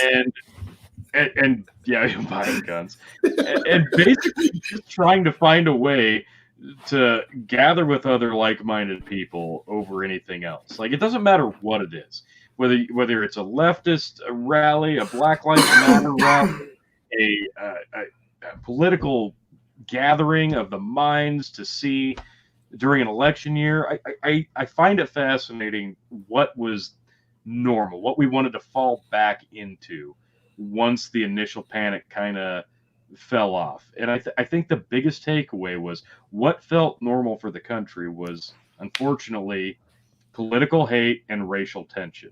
Bickering amongst ourselves. Hating each other. That's what felt the most normal. And once that kind of fell back into place, we stopped being scared. And that's probably the most alarming thing out of all of it. Yeah, you do make a good point there, Tony. We did fall right back into our political tribalism a little too fast, didn't we? Drink. Rules for Radicals, man. Will Schweitzer. Yes, Rules for Radicals, Saul Alinsky. If you have not studied that particular book, and the rules he puts forward, the modern media landscape will really not make any sense to you. Saul Alinsky, for those who don't know, was actually one of Hillary Clinton's mentors. And he was one of the people that, in his rules for radicals, it's basically the way that an amoral person or an immoral person would win in the political landscape. Like one of them is, accuse your enemies of what you are doing, so they have to do all the defense for your bad actions. And it's so that I like. Will brings that up. Excellent source. It is kind of like reading a handbook for evil. Like if you actually believe in like just like, hey, maybe you should try to win by what's right and do what's right and stand on principle. Rules for radicals will feel like it's a handbook of evil to you. But if you are an evil person that like reads 1984 like hey, this is a manual that I think we can get to, then yeah, Rules for Radicals is the book for you. I'm glad you mentioned 1984. When I see like the like Facebook chats and people arguing, that's all I'll type now. And just put 1984 because that's what it looks like on there. And nobody will like it, dislike it, or even respond afterwards. It just shuts the conversation completely off because half the people don't know what it is, and the other half are like, "Oh, fuck, he's right." I'm trying to remember. I'm getting you keep bringing up 1984. It's not 1984. I'm thinking of. I'm sure one of you guys can remember in high school. It was a short story of some sort, but it fell in the same lines of like 1984, and it was the government gotten to a point where it could control us with chip implants of some sort in our ear canals, where they'd either made half the population completely stupid to the point where comprehending anything other than what we were force-fed was just not possible. But those who still had thought to themselves, they would turn on that earwig and basically make it unbearable if you had any thought of your own. Was this something Mrs. Miller made us read? I believe it was. It was a short story of some like sort, and it keeps popping back into my mind anytime we talk about this stuff. But you know, it's all conspiracy theory. It's all. Here's that thing in people's ears that make them not. Tony, here's that thing in people's ears that don't let them think straight. They have to fucking immediately get into their personality destroying phone immediately. So that's what I'm getting at. And I even checked my messages while I had it's like I gotta grab my phone because I can't think of anything cool to say, so I'm gonna look up fucking cool quotes. And then I'm gonna copy and paste a cool quote and fucking we've already made it impossible to be anonymous as individuals because every move we make, it's right here. It's on GPS. We carry this every breath you take all the small town stuff out of it for like the three of us. You look at somebody in a large scale community, a big metropolitan area. People have all their banking information on an app on this phone. They don't even have a physical debit or credit card. It's on this phone. All their personal information, all of their week-to-week, day-to-day activities, their thoughts, they put it on social media, their pictures, their videos that they take of their family, their loved ones, their friends. It's here. It's all boiled down to this. And we are getting closer and closer and closer and closer to not even having to have this physical thing. You've already seen it in the last few years with Google Glasses, right? That was the first step to even taking this out of our pocket and our hand and just putting it in our mind and putting it in front of our eyes. Eventually, it's going to be an implant. We're going to get to that point. And I'm sorry, but science fiction is only science fiction until technology advances far enough that it becomes a reality. Because science fiction sounds crazy until somebody takes that notion and runs with it and actually develops the technology and it becomes real world. And we're going to get to that point. Maybe not in our lifetime, but folks, you got to think for yourself. You got to think for yourself as much as you possibly can while you still have the ability to do so. Right. Well, it's still legally allowed. It's a good segue into a video I wanted to share. Like people are gonna follow the masses and what everybody tell us. Yeah, I already popped that up. T. We got a lot of drinks yet. I took 3 now. Well, I was saying there's like 4 there. There's like Jesus. 6. God, you're an asshole, Will. So I'll give some pretext before I share this video. If you haven't seen this on Twitter yet. So this is in CHAZ or CHOP or whatever the fuck you want to call it in Seattle. If you don't know, this is the autonomous zone that protesters took over a 6-block radius around. Hold on, Phil, you get your turn on this one.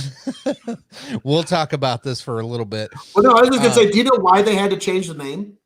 Yeah, because it was illegal. Yeah, Like, if you call it an autonomous zone, Trump can use the fucking Insurrection Act on your ass. Yeah, so they called it CHOP like, instead. It was a protest, not a zone.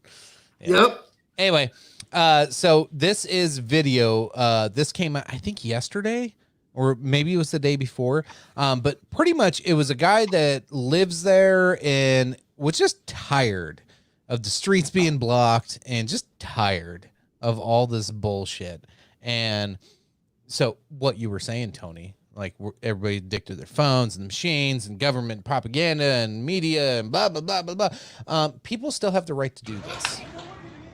They can just get mad and just say, move your shit. He didn't harm nobody. He purposely moved that fence around. He's done. You know why this didn't? You know why this didn't get a lot of coverage? Yeah. You know why this didn't get coverage? What? Counter to the narrative. Yeah, and what's counter to the narrative there, Phil? Oh, where I I'm think going with everybody. this. If this I was was a about to say, I white think guy, everybody's got 2 eyes in their head. well, 2 eyes in their head, but if this is a white guy, Jesus Christ, Or in my case, 1.5. CNN would lose their shit. Well, yeah, that's just a dude that lives there who's just had it. Like, why is that? Why is that such a Flip the fucking scandal? tables over. Yeah. Love it. Hey, good for you. Good for you. Fucking, that's really fighting the power there, okay? I fucking love this guy. This dude is my fucking spirit animal. I fucking love this guy. Fucking hey, are you kidding me? Like, yes, that, all of that. I want nothing but more of that. That was fucking great. Now, Just flip over. Fuck you. Walks out. And yeah, he lives there. He has every fucking right to be pissed off. They're ruining his home. it made me feel so good because if you don't pay attention, Big Bucket and Entertainment on Facebook, I drop like viral videos all the time, like shit that might upset people, and I'm totally innocuous with the comment on there too. Like very often do I agree with one side or the other. I will put like a blanket neutral statement of this guy did this. And that's all I'll post. And I'll just watch people fight. And it's fun. It's fun to watch the comments because people just go nuts on there. But like, I can't remember what video I posted. It was about a week ago. And I put hashtag flip some tables because that was the first time I picked a side on something because Tony, it was after our last week when I kind of gave you shit because you were commenting on something. I was like, trying to be like neutral on shit, but I was like, you know what, fuck it, we picked our side. I think everybody knows what side we're on, so I just started going with it. That was my bad. I good. commented on the video and it commented it as Big Bucking page and not as myself. I'm like, damn it. It's all good. At that point, I was like, fuck it. Let's roll with this. Let's not hide shit anymore. But I posted a video and I put, you need to start flipping tables or something to the point of that. And I had heard it from somewhere else. I can't remember where. And then I saw this fucking video and I was like, yes, fucking flip them goddamn tables. Let's fucking do this. That's what needs to happen. When you're fucking tired of this shit, go flip some fucking tables over. You don't have to hurt anybody. You don't have to damage property. But go fucking flip a table over and tell people to fuck off. I'm down with that. Fucking do it. This shit's getting old. Yeah, that was whoa. I just Whoa. kicked my laptop if you didn't notice. Sheesh, whoa. But yeah, I find it very fascinating. This is something Scott Adams said, and it's kind of shifted my perspective on things I'm willing to address. And he said, if you, in this life and in this day and age, if you're in a public platform of any kind, and you're not willing to say something that gets you to the line of getting banned today, you're almost not really being useful. You're not saying anything useful. If you're just hanging way back and you're just lying and saying things that you think are culturally allowed to say, you're really not at that line of being useful. So that's kind of why I've kind of changed my perspective, and now we're pushing it and we're trying to go for that stuff that might just be too hot for YouTube. Hey Tony, I got to him. Both of you have always told me. Both of you have always told me, chicken. We probably shouldn't talk about this tonight. We probably no. You guys always give me those little warnings. But God damn it, we have to talk about some of this stuff sometimes. Yeah. There's I don't know how many times Phil's done that to me. Like, chicken, shut up. It's like, no, that's a nay. But now, granted, there are times where just courting blatant controversy for its own sake isn't really all that useful. But yes, there are times. No, it's fake. There are times that you do need to say something. But yeah, this CHAZ chop, they had to change it from the autonomous zone because if the word autonomous is in there, the Insurrection Act, Trump can open. I'm going to open up a can of Insurrection Act on your ass and fucking knock. Did Trump not flat out say, "Do you want me to take care of it? Because we could take care of it in a couple hours. It wouldn't be a problem." But you don't want me to take care of it. Like, did he not? that Say sounds that? like something I would say if I was president. So I love it. God, Donald Trump, we fucking love you. 45, the president of America. That shit is fucking awesome. Like, I'm sorry. You know what?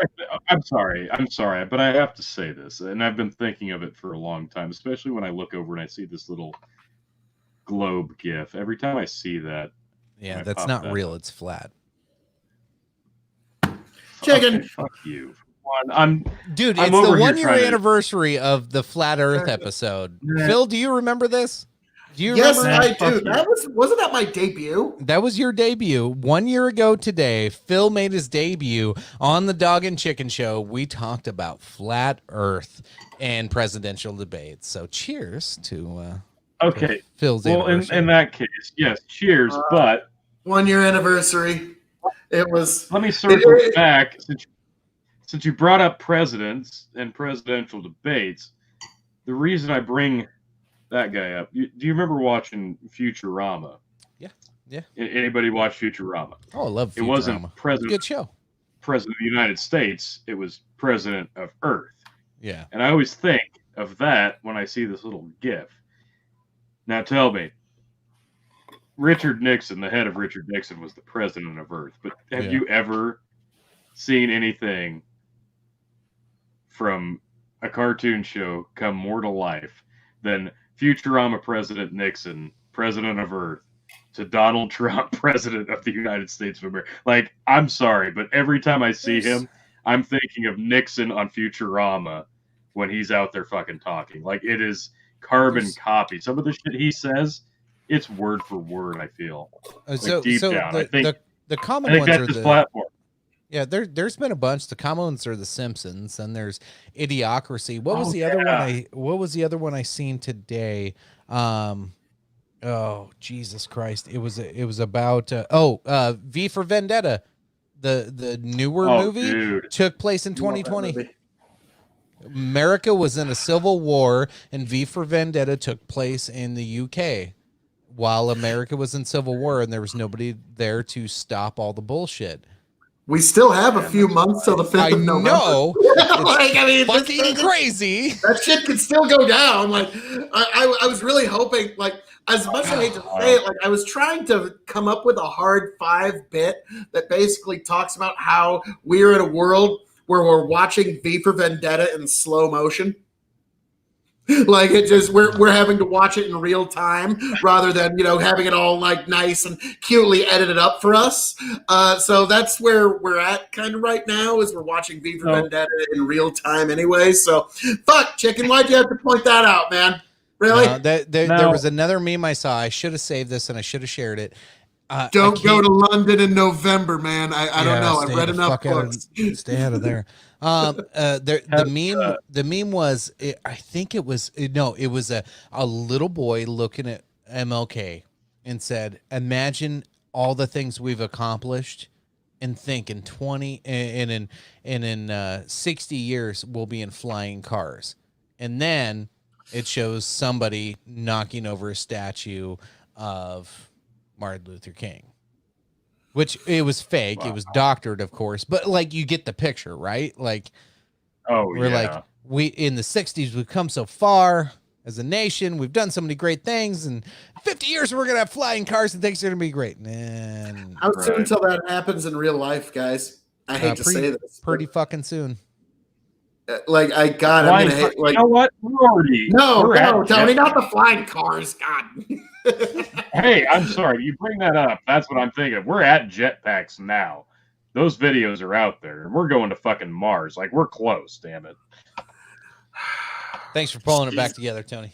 Thank you, Tony. Thank you. He's the glue. He's the glue of the show. Yes, please help us, Elon Musk. You're our only hope. Get us off this fucking rock. We gotta hit the reset button and start on a new planet. I'm afraid.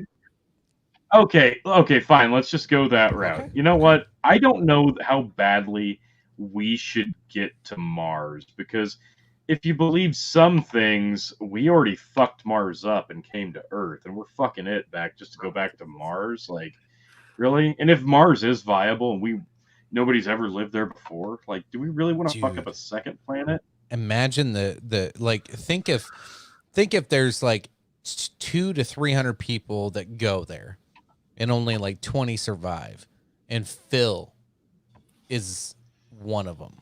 One of them? Yeah. Imagine that society 2,000 years from now. Let's just put this into perspective real quick. Phil's gonna give his version of history, his philosophy, and his teachings to the only 19 people alive on Mars, and will terraform the planet and teach his doctor. Oh my God, this would be fucking. Dude, we need to make a movie about this. No, like that's just not. That's the most brilliant thing I've ever heard, Chicken. I mean, like, that's beautiful. No, brought a tear to my eye. Tony's scared. Tony's scared to death. There's people watching right now, I'm sure, that can even remember a time in high school when if you just asked Phil on the drop of a hat, like, "Hey Phil, how would you dominate the entire world?" You're talking about interplanetary domination. Like, we're talking about interstellar domination. Like, we've evolved past taking over this planet. Yeah, so we're at a. Obviously. Well, I mean, at that point, I think the first order business is the planet is no longer called Mars. It's now just called Phil's. Welcome to Phil's. All right, can we move on to a Karen? The Philminican Republic. The Philminican Republic. I like Philminican Republic. Hang on, let me ask the audience: what should Phil rename Mars when he conquers? All right. Well, while we're waiting for answers on that, I want to share the Battle of the Karens of the week. We've been doing a lot of Karen videos lately. This was so fucking bad. Like, this Clash of the Karens. I couldn't resonate with either of these fucking people. Like, obviously one of them is like to the point where, oh no, I'm going to get doxxed on social media, so I'm going to freak the fuck out and pretend like I felt my life was in danger. Whereas the person filming is just like, no, I'm going to make a social point out of you. You're going to be a sacrificial lamb on social media and show you you can't do this to me. And she's like, oh, you can't do this to me. This is fucking awful. This is fucking On awful. And How long again, is this? this is only like a minute or two long. But thank this God. Screeching Karens. it is screeching Karens, but this was another one where I was like, I didn't want to pick a side because I kind of wanted to see how this played out. And after I went and My researched, initial thought was side with the filmer, but listening to the person filming, I'm So like, I I can't side with it. I went to the filmer's Twitter page. This dude's been doing shit like this for 5 years, trying to get this clickbaity fucking like live video to get people to like him, and now he's got it. What I've noticed about this before you play this, and I just want to see if my suspicion's confirmed. But whenever you have somebody that pulls out their, like whenever you have these moments, somebody's got their phone out and there's some sort of confrontation. Why is it like 9 times out of 10, my assumption is the fucking person with the phone is a busybody asshole who's just trying to get attention for themselves. That's usually my assumption 9 times out of 10. I usually don't sympathize with the phone person, but let's play this and then I'll tell you how I would have reacted to this. So be prepared because she overreacts. But if you pay attention, she is literally scared to fucking death of what's going to happen to her because she's in one of these super, super progressive cities. So here you go. Can't hear it. Thank God. Oh, shit. Sorry. My bad. 1 second here. I shut the audio off just in case I was screaming. Thank God. Up. Just would have heard the No, screech get of the ready, 'cause Karen. This is, here it comes. The call of the Karen. Oh, it's bad. Karen, are you okay? I don't understand what happened. Can you explain to me calmly? No, because you're attacking me right now. I'm not attacking you. Ma'am, you flicked me off. You're ready to take it. Guys, this is her license Just plate doxed number. her. She lives here. This is her address. No, this is not true. No. Karen, you flipped me off. No, You cut me off and flipped me off, and now you're playing the victim. calm down. Ma'am, would you like to calm down? No, you're attacking me right now without even Guys, So, she flipped me real off. quick, I'll pause it She there. Did literally you hear what flipped she me just off, said? and then she You're attacking me and you don't even realize it. Yeah. That Because she's that- like, I'm going to lose my job. Yep. I'm going to have all kinds of hate on social media. That you just got my license plate so people will know who I am and people are going to throw That's what I'm rocks and saying. spray paint Yeah. my house.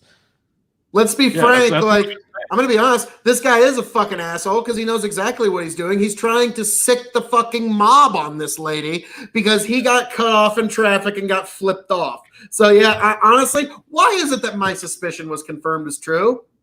And This that's guy's why a I fucking titled it busybody Battle asshole. of the Karens, because there's more than one Karen in this video. But She if was you kind of being a follow Karen, I'm not going to lie. But he was Yeah, the yeah. bigger Karen, in my opinion. Well, that's the thing. If you follow this completely to the end, the last thing he says is he says something and then she follows it up with, well, you called me a Karen. And that was most of the reason she lost her shit. Like, forget the fact that he's claiming that she called him the N-word. Forget it's that. 'cause these She's losing people- her mind because he called her a Karen, These which you people hear on the video. They live on social media. They don't This have is just a- they don't have friends that they can call and talk to. No. They go, "Oh my god, I saw her. She was such a Karen.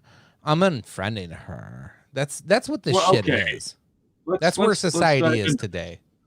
Let's dive into this a bit because our podcasting friend Tom from Tomfoolery, he posed this question the other day on Facebook. Is Karen a racial slur? And my response to that was I see No, Karens as men, women, it's black not. and white, every color. Yeah. right. And I'm with you on that. I said no, and anybody who thinks otherwise is looking for a reason to be outraged. And he came back with a couple interesting points.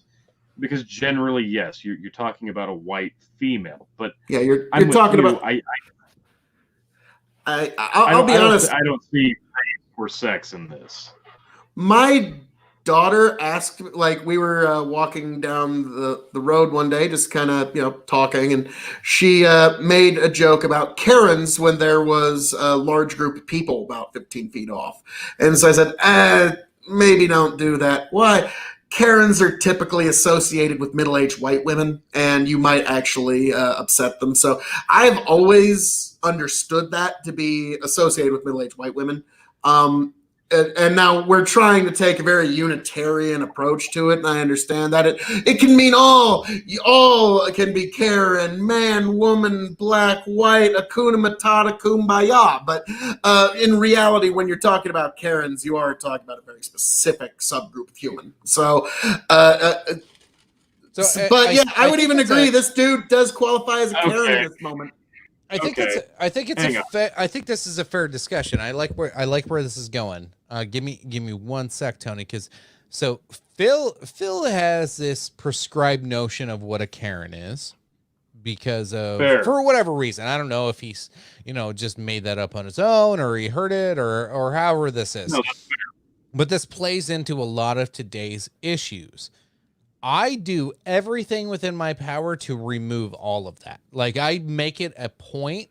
Now, sometimes I fail. I fail miserably many times on separating some of that shit. I'm not going to lie. I'm not perfect in this by any means. But when it comes to a Karen or whatever slur, whether it be racial, sexual, or, just topical, whatever it is, I try to remove it and focus it on the behavior of that person, and that's how I define them. If you want to call a Karen, I look at it. Sure, it's Phil might be right. Maybe percentage wise, 70% of Karens in the world are middle class white females that are privileged and have money and don't know what fucking problems are. Shit. Okay. Now, there's another 30% that can fucking be anybody, and including males, including any race, including you name it. It could be anybody. Now, you take that with any other problem and any other stereotype and any other thing that's out there, and I am willing to call you whatever you are. Because if you want to boil things down to a stereotype, and we make a meme, or a stereotype or name, or call a Karen or create something like this, because the Karen thing's it's not that old, really, let's be honest. But these things get created from time to time, and I keep seeing these memes of like, what's the male version of a Karen? I used to say Kevin, but now I'm Kyle. still like, I've heard Kyle, I've heard Kevin, but you know what my response is from now on? Karen. It's a Karen. Yeah. I don't give a shit. Yeah. Oh, the You're meme a Karen. is caught on. A Karen's a Karen's a Karen's a Karen. In the meme world, there's cats that are Karen. There's cats that have the little Karen haircut, so I understand what you're saying, T. But that's just I'm just full disclosure. That was just a little discussion that me and my daughter had about this very Karen meme, but to me, like, I called a woman Karen. My wife corrected me like usual and said she was a Kathy. Now, I don't know the distinction between Kathys and Karens, so that one will they're all say Karens. that for another day. But no, Chicken, honestly, when I saw that video, now just a small little clip, and what I really saw there was, now who knows what this woman did? She probably did something very bad. Who knows? Who cares? Let's assume that she did everything bad that this person accused her of. Let's just assume. I'm guessing she probably did about half of it. So it's probably about half as bad as he says. But let's assume. He accused her of the N-word and had no proof. Okay. Yeah. Let's assume. Let's even give him that. Let's give him everything he accused her of. What's he doing by filming this? What's he trying to do other than sick the fucking mob on this woman? Who in a bad moment had bad judgment in a frustrated moment. Because let's be frank. Get clicks, get likes. Flipping somebody off and saying, fuck you in traffic. Here's what he's doing. Here's what he's doing. Bro, I'll give it to you, Tony, in just a second. But here's what he's doing, Phil. I just muted Phil and everything's on me, and I'm the only one that's getting attention right now. That's what he's doing. I actually didn't mute Phil, but I wanted to give. Oh, Phil thank God, that would have been added to mute gate. I mean, I know. Yeah, I know. Go ahead, T. The thing I'm taking the biggest exception to, and this is going back to the question posed the other day, is Karen a racial and sexist slur? Well, sure, if you want to look at one specific demographic and one narrative of the question. But when you're comparing the slur Karen, and this video we just watched showcases it perfectly, because he claims she called him the N-word. And then at the end, she reveals that part of the reason she's freaking out is because he called her a Karen. And the question posed the other day, is this a racial and sexist slur? So, if I'm understanding this line of thinking correctly, we're equating the word Karen to be as harmful and hateful as the N-word. I'm sorry if I take exception to that thought process, because No, you're right. I think there's a little bit more baggage that comes with one than maybe the other. No, you're right. Not to rip off John Mulaney bit, but you want to know how one of those I words knew this is was worse going to than come up. well, you want to know how one of those words is worse than the other? You're saying didn't one say of those words. You're not saying the other one. So, but actually, I'm gonna again just allow me to give me a volley here, sir. Just this was an argument that was posed to me, and I've had a hard time countering it. It was again put forward by Scott Adams of Dilbert fame. And he said, well, here's the thing. He rejects the idea of the phrase white privilege. He personally finds it offensive. If somebody brings up white privilege, that you have no right to have an opinion, well, guess what? We live in a time and an era where we all concede that we don't use phrases and words that people find offensive. It doesn't matter if you find it offensive or not. It's kind of like the Confederate flag issue. For some people, it doesn't matter whether you find it offensive or not. It matters that other people do very much find it offensive. And so this applies equally to what, like Scott Adams' theory on white privilege. I find it incredibly offensive if you try to use that as a counter to me. And so I just simply won't engage that, because you're offending me, and you're saying my opinion is less than because of accident of my birth. So I will not accept that argument. And if somebody wanted to apply that same argument to the Karen aspect, since we are in this hypersensitive, everyone's little feels need to be considered, and if anybody's offended by anything, we now have to wipe it from the lexicon forever. If there's some woman that gets offended by being called a Karen, it now, as the rules have been dictated to us, has to be considered. And if she doesn't want it as part of the conversation, you kind of have to respect that now. If we're following these rules that everybody gets to police everybody's speech. I mean, we all acknowledge, you even acknowledged 2 minutes ago, in the fact that you wouldn't say certain words, that we are in an era where we all concede. We do not say things that people find it offensive. I'm sorry, I'm not making these rules here. I'm just making them consistent. And that is what people don't really want. They don't want these rules to be applied consistently. They want them to be applied to their sacred cows. And so that's why I bring this up just as a counter. So Phil, yeah, let's let Tony talk, because Phil, you just keep rambling and not letting us argue with you on this at all. I do agree with you. You're right. We live in that age where it's okay to offend some people, but not okay to offend some people. No, that's not right, because if offensive is offensive, offensive is offensive. Like, that's the rule of thumb, right? We live in that cancel culture society now. Offensive is offensive. Yes, to a certain extent, but you have to think about degrees of offensive and degrees of how people react to things. I don't see any long-term history or baggage that comes with referring to someone being obnoxious or trying to be outlandish as a stereotypical name. I don't see a long-term damning effect doing that, as opposed to calling someone the N-word after years of oppression and slavery and just awful things attached to it. You're talking about offending someone who's choosing to be offended by it, Wrong. where we live in a Always be society, Phil. while we still do accept the fact that people amongst other people are allowed to give each other shit, as long as we don't use specific slang terms that aren't really offensive unless you choose to identify as that.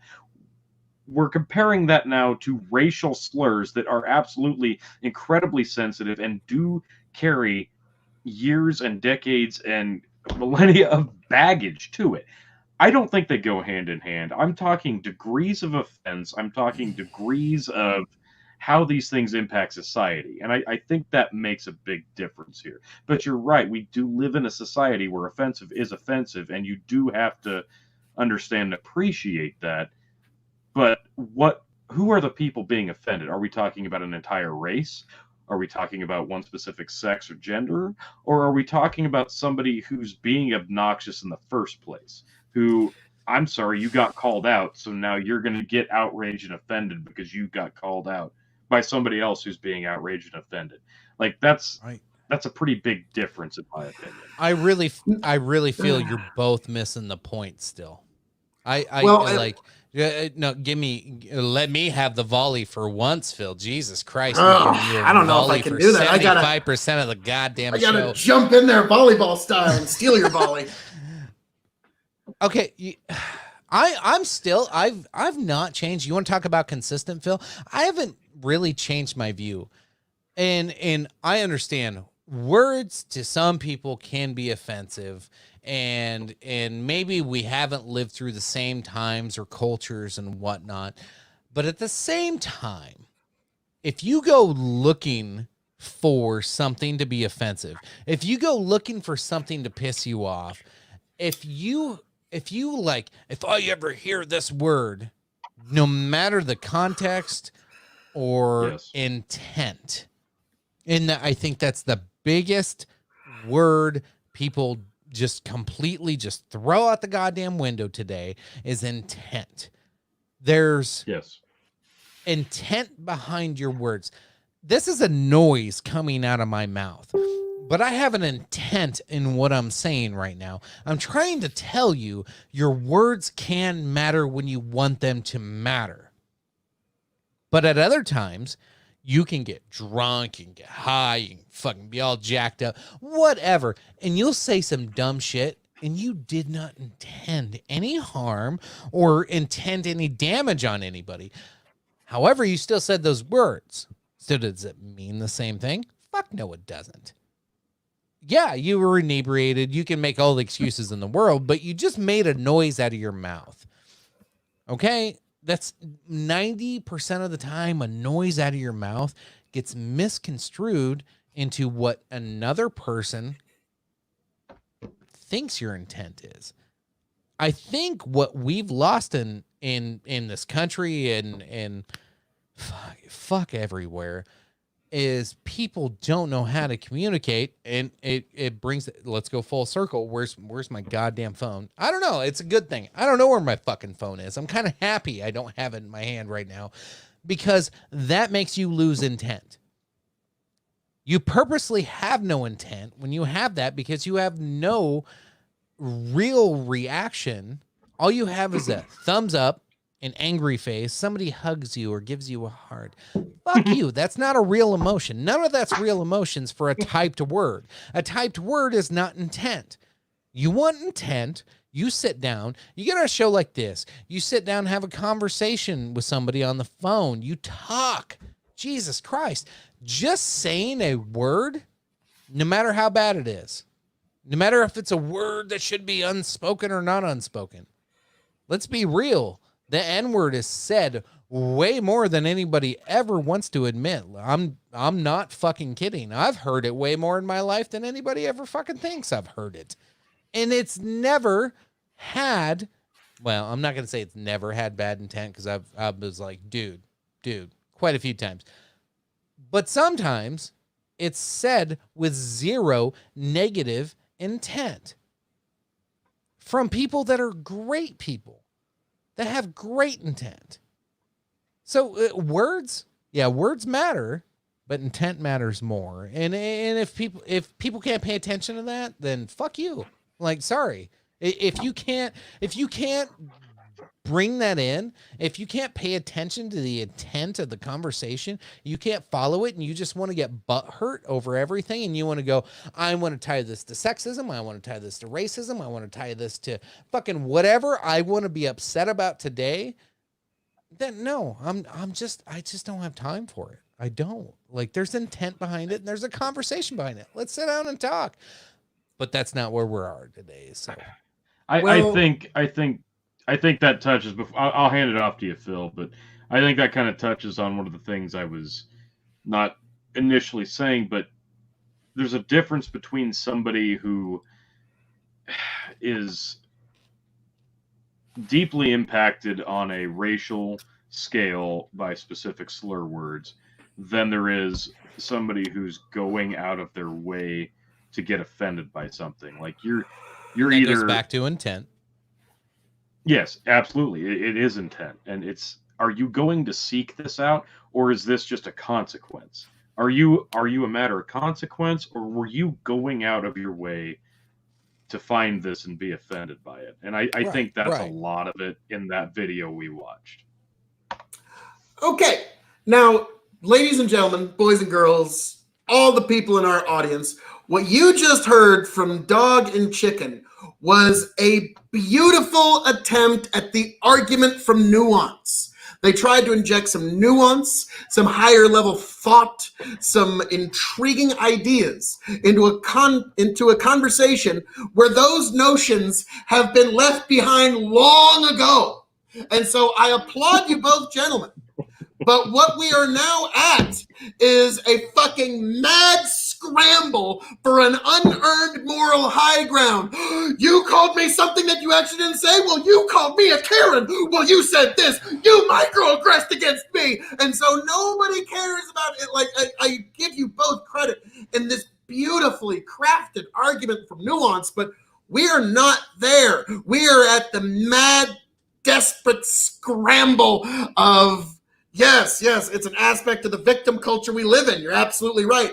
Everybody wants to win that victim Olympics. I get to stand high above all ye as the most vaunted victim of them all. And I get to look down upon all of you and rain moral condemnation down upon ye, and like lightning from Zeus, because that is the one, I've noticed it over years, that is the one emotion that people are addicted to, and that is the ability to bring about moral condemnation. People love it. They love it more than they have loved any drug they've ever taken in their lives. I promise you. The ability to stand and look down on someone is a drug that's very hard to get over, and people are very much addicted to it. And so people are going after this unearned victimhood, this unearned moral status. And so, all right. So that is, so gentlemen, I'm sorry to counter. You've tried to inject nuance into a conversation that left that behind 10 fucking years ago. So I have not lost faith in it, though.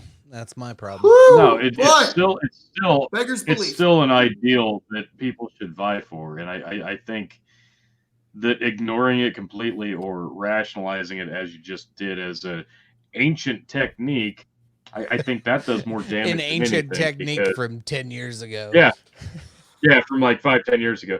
I think saying, well, that's clearly in the past. We're not there anymore. Now we have to be outraged. Now we have to cancel people. You know what? No, we don't have to fucking say that in today's age, when they're trying to remove the Civil Rights Act in California. They're trying to go back in time in California. You know, guys, the three of us can say whatever we want and take it however we want to take it. Can't. Unfortunately, there's an outrage mob out there that's fucking desperate for the blood of people's careers that don't see it that way. So that's the unfortunate reality we live in. They will only be satiated by the blood of people's careers. I don't know why. Am I hearing a double back of myself, my brilliant voice twice? And also, I need to, before we move on, I need to actually address a comment by Mike Mika, sir. He said the most untrue statement ever uttered in the history of our podcast. Tony, can you bring this up, please, for me, sir? Mike Mika's. I'll get it. Yes. Don't be a Phil. The most untrue statement ever said in the history it's the most beautiful of the statement English I've ever language. I mean, that is the most, I'm sorry, beautiful sir. statement. Yes, beautiful give yourself statement. an applause because you were able to get so much untruth into so few words. It's actually an accomplishment unto itself. I don't know how you're able to fit so much not true into so few words. So I got to give you credit there. Love you, Mike. Phil, the whole time you're going on your rants, I can't help but think. Do you remember the American Dad episode where Stan has the entire neighborhood evicted from their houses because he finds out that there are things about him that they don't like? He goes, "You're telling me I'm not beloved? Well, this just can't stand." So he goes out of his way to try to make them love him, and they don't. And then he eventually said, fuck it, I'll just get rid of him. And he's the only one left on the block. And that's kind of the same mentality. Well, if you don't agree with me and you don't love me for my line of thinking, well, I'm just going to cancel you because I know I'm right. You're clearly in the wrong. All of you are clearly in the wrong. Me, it's about me, my ideals, my set of values, and I'm funnier, I'm better. I'm the king shit. Like, I need to stand up here, like you said, on the tower and look down upon all of you. And that's kind of the same line of thinking, put in a comedic way, if you will. But I wonder, Jordan Peterson put it very well where he said he was in America, he's Canadian, and he Phil Dova. I like it. It's definitely in the contention, sir. We got Phil Dova, the Dominican Republic, Phils, just changing the letters from Mars to Phils. I mean, there's a lot of different ways we could go with that. But Jordan Peterson put it very well where he said, what do you think is going to happen?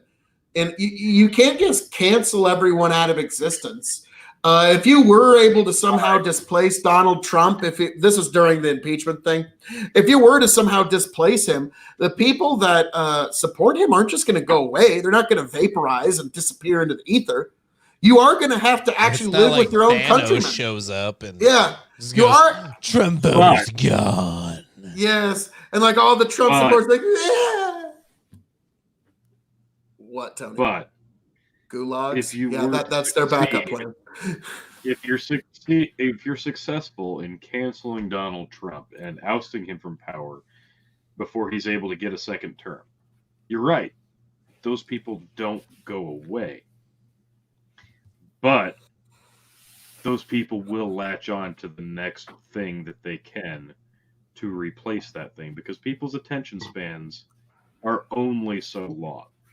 And it's not like they're going to go out of their way to be like, no, we were so committed to this guy. Like, I get it. Like, he resonates with people on a different level.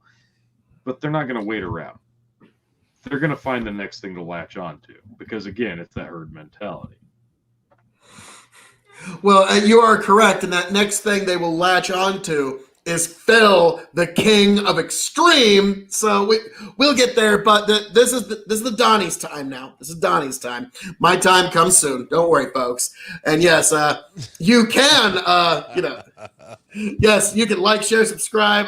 This is the face of extreme, folks. Vote extreme in 2020 and 2024. So, I'll do a pretty good job, I think. I think we can start wrapping this up a little bit. I think I have one more video. I I wanted to play. So I'm a news I don't know. junkie. It might set us off on a 45-minute tangent. No, I don't think it will. maybe. Well, Yes. it might. Who knows? I don't know. We'll see where this goes. I'm a news junkie. Like What?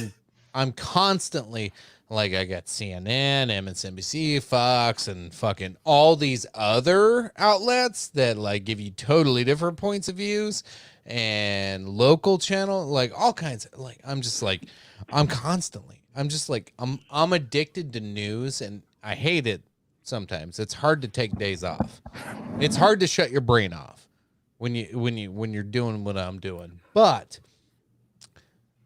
Tim Pool, I've mentioned him several times on the show. He has really good opinions and really good thoughts on articles. He's pretty middle of the road on a lot of things. He probably leans more right than he thinks he does. However, like there's been a lot of conversation of free speech, the statues, CHAZ, all the shit that's going on in the last like 2, 3, 4 weeks, even actually back at the start of the pandemic, to be honest, of how unfair treatment certain groups get during this lockdown and how blatant it is and how terrible the fucking news is. And now, like, there's little things, and we brought them up tonight. You know, it's like it's okay if you want to go protest for Black Lives Matter. I'm okay with protesting. I don't disagree with Black Lives Matter as a movement. I don't agree with them as an organization because they obviously have a financial gain that goes to the Democratic Party, and any group that has a tie to a fucking party, whether Republican or Democrat, I don't want nothing to do with. But as a movement, I get it. That's what it started as. Yeah, sure. So if you ask me, do I agree with Black Lives Matter? There's a caveat. As a movement, yes. I agree for the advancement of the black community and racial injustice. Sure, there's probably some problems in our policing and whatnot. But when you talk about it being an organization, no, it's dirty, and that money doesn't go to anybody that you think it goes to. Now, sorry, I had to throw that little caveat in there. I've been holding on to that one for like 3 weeks, and I don't think you guys would have let me done that 2 weeks ago. That was an excellent explanation, and no, that is actually a very, very good. You're right. We have been getting a little looser in what we're allowing. You know, the stuff that's too hot for you YouTube. Guys shut me down a lot. Well, you know, we were fresh and new. We didn't know. Now we're getting into the juicy stuff. So you thought the COVID Chronicles were good before, folks?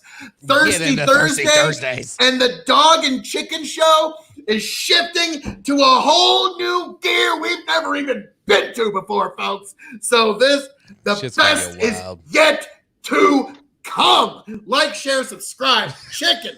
Yes, there's another great idea for my great interstellar conquest. My kingdom grows by the day. But so Chicken, hit me with that video, sir. Anyway, so we've seen all this shit. We've seen these protests, and we've seen how crazy it's gotten and how it's obviously everything you see on the news. And even Fox isn't that good at this, like trying to protect the right. Like, I'm not picking right or left. I'm just trying to be fair here. When you watch everything and you're like, this is just like, when you like read the context, you can read the headlines and the headlines are like, oh my God, white people hate everybody. White people are terrible. Oh my God, black people are just suffering everywhere.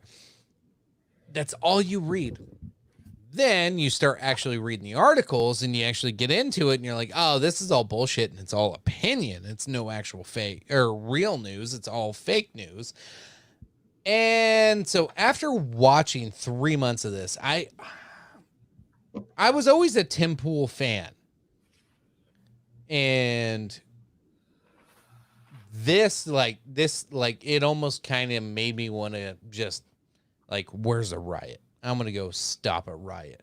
Like, it almost incited I'm not going to say incited violence, but incited me to protect people from inciting violence. How about that? I don't know if that's the way to phrase Rock and roll. Rock and roll.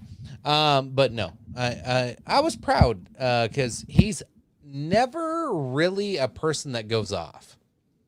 He's never one that like he might get loud, but this is like I think in 3 years of watching Tim Pool, I think this is the first time I seen him drop an F-bomb. And not only drop an F-bomb, but he dropped like 3. Like he goes off. So I'll just play the first part of this here.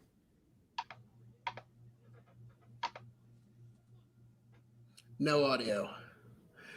God damn it. I cut the audio off again. You Jesus did. Christ. Because, yeah, if he I'm says terrible fuck at it this. all, normally Tim Pool's cursing is, well, let me tell you something. I'm very kerfuffled about this. I'm flabbergasted and flummoxed by it. Like, yeah, he tries to really censor his language pretty All hard. right, here he goes. Here he goes. When I worked for Disney and they said lie to the public, I said, fuck you. And I told them cut my contract off. And they said, no. Welcome to the golden handcuffs, Tim. You got 1 more year under lock and key. And then I said, okay, well, I'm not going to do what you want. And then finally it came to August and I said, bye-bye, I'm going to go do my own thing. And guess what? It worked. So where the fuck is everybody else? Nowhere to fucking be found. Congratulations, we're demonetized. I don't give a shit at this point. No one is doing anything. And for years, I've routinely said, you need to stand up for yourself and tell these people to back off. And you won't do it. The point he's trying to make there, it's not just listeners, followers, or people he's talking to. He's been saying your rights are slowly been taken away from you, and he's been reporting on this and how Facebook's fucking you over, YouTube's fucking you over, everybody's fucking you over. And Project Veritas, he came out with another one today. Project Veritas came out today with another blatant, fucking obvious, and I'll give props to Tim Pool one more goddamn time tonight. He worded it as like, Project Veritas keeps giving this silver platter. They put the lid on it, and they go, here, sir, would you like some more? And they lift the lid, and it's nothing but social media hypocrisy, lies, and breaking the law.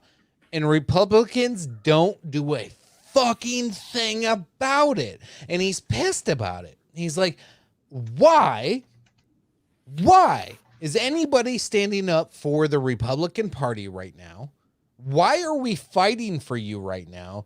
You have this movement right now, honestly, like with Donald Trump, before Donald Trump, the Tea Party movement. You have libertarians starting to go fucking, the left is going crazy.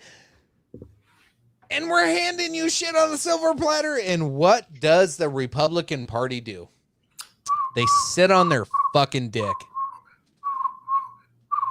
Yeah, crickets. That's what they do.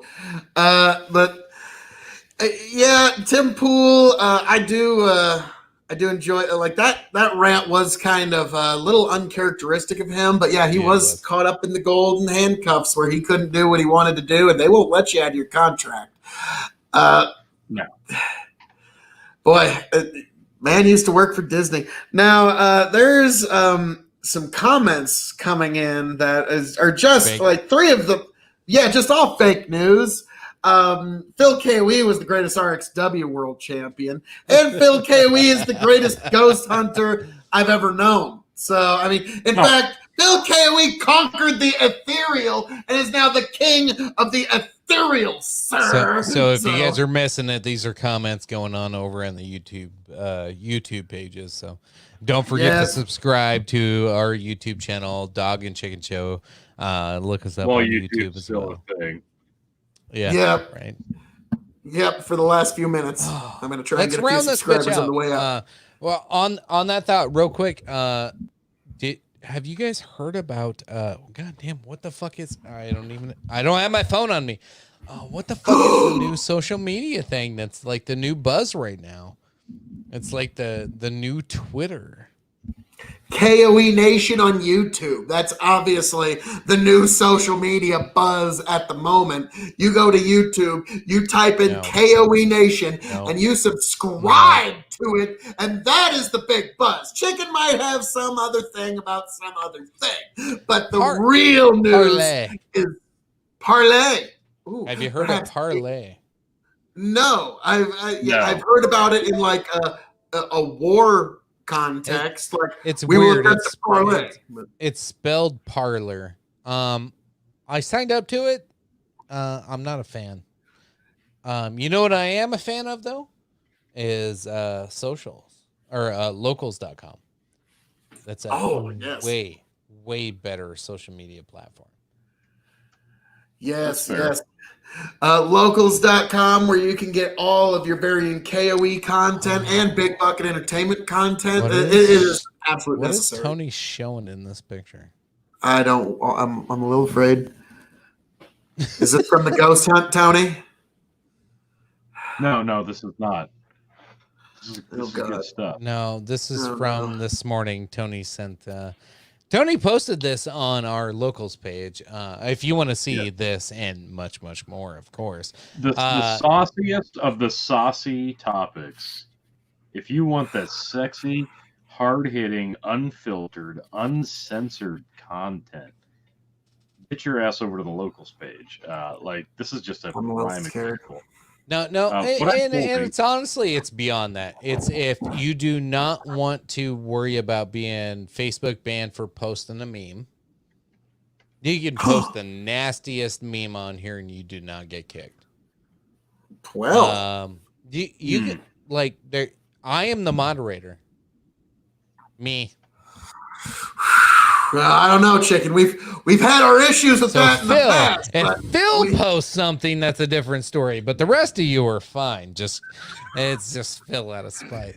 But no. That's the greatest thing about this is we control our own social media page. Locals.com is awesome with that. Dude, even if you don't want to join our page, you can create your own. It's fucking cool.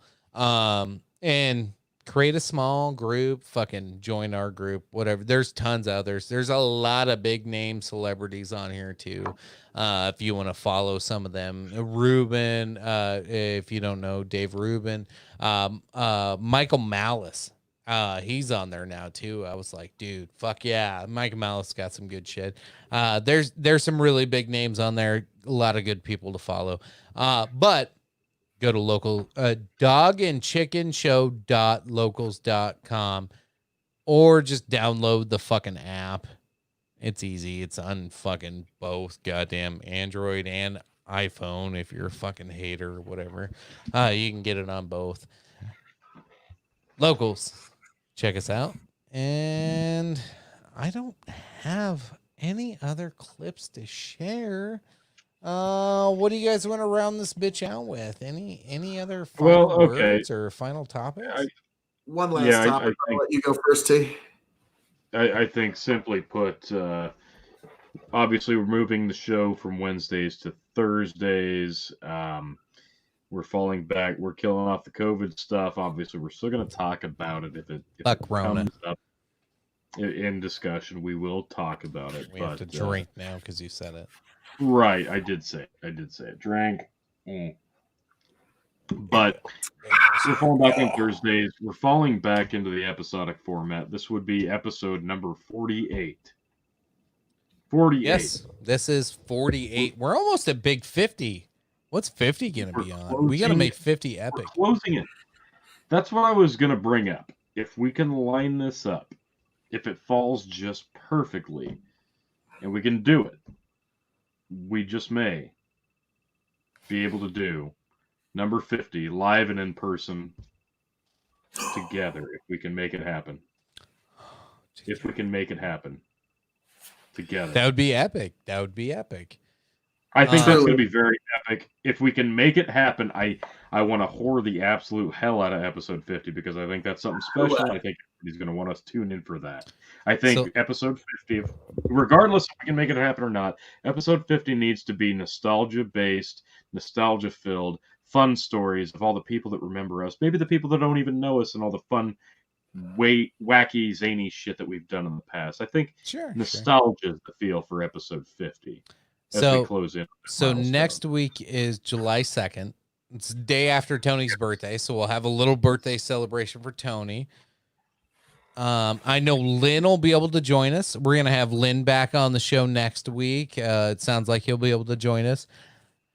Then the following week is July 9th. So that would make episode 50. And Tony, were you thinking that week or were you thinking a week after? If everything lines up for me, and if it lines up for Phil and we can make this happen, we'd be looking probably more like a Friday, which would be the 10th. I'm down with the weekend show. Yeah, Okay. and we'd better do it sooner than later because the corn is growing by the day, and I'm going to be in the detasseling rates before too terribly long. So, yes. Now, may I, gentlemen? May I? You may, sir. One last topic on the way out. I've just happy 4th, guys. Been fun. Happy B-Day, Tony. Of course. One last thing. I just literally read the headline before I came on here, so I know very little about it. But Julian Assange has been indicted by the DOJ. So people are keeping it. Remember that? That seems like years ago. That was just like 3 years ago. Okay, yeah, he was a thing. So that was I just found out about this, so I'm gonna do some more research and I'm gonna try and bring as much as I can to the what rest I of seen you. is they just added charges onto him. It's like there's a ton of articles on it, but not a lot of them give you details. So it's gonna be one we have to dig into. So fair enough, Phil. Yep. So right here is where you're going to want to turn to get all the updates on all the protests, these new charges, on the whole WikiLeaks scandal, all the developments in our weird, wild, wacky world that we call election politics in 2020. And that's why, gentlemen, I'm going to have to say, as I'm known to say around here, all that being said, this has been Dog and Chicken Show Extreme Edition, episode 49, Thirsty Thursday. I am the devilishly handsome. 48. You fucked it up, Phil. It's 48. We'll get there. I am the devilishly handsome It's outlaw live. It himself. happens. Your king of extreme, Phil KOE, the man of the hour, the man with the power, the man that makes the other podcast cower. The king of extreme, the king of the ethereal, the soon-to-be conqueror of Mars, apparently himself, Phil KOE, signing off and handing it off. Folks, please like, share, subscribe. Please like, share, subscribe to KOE Nation on YouTube, Revolutionary Wrestling Podcast on YouTube, all the varying different places from locals.com, Facebook, YouTube, where you get your big bucket entertainment. Please like, share, subscribe.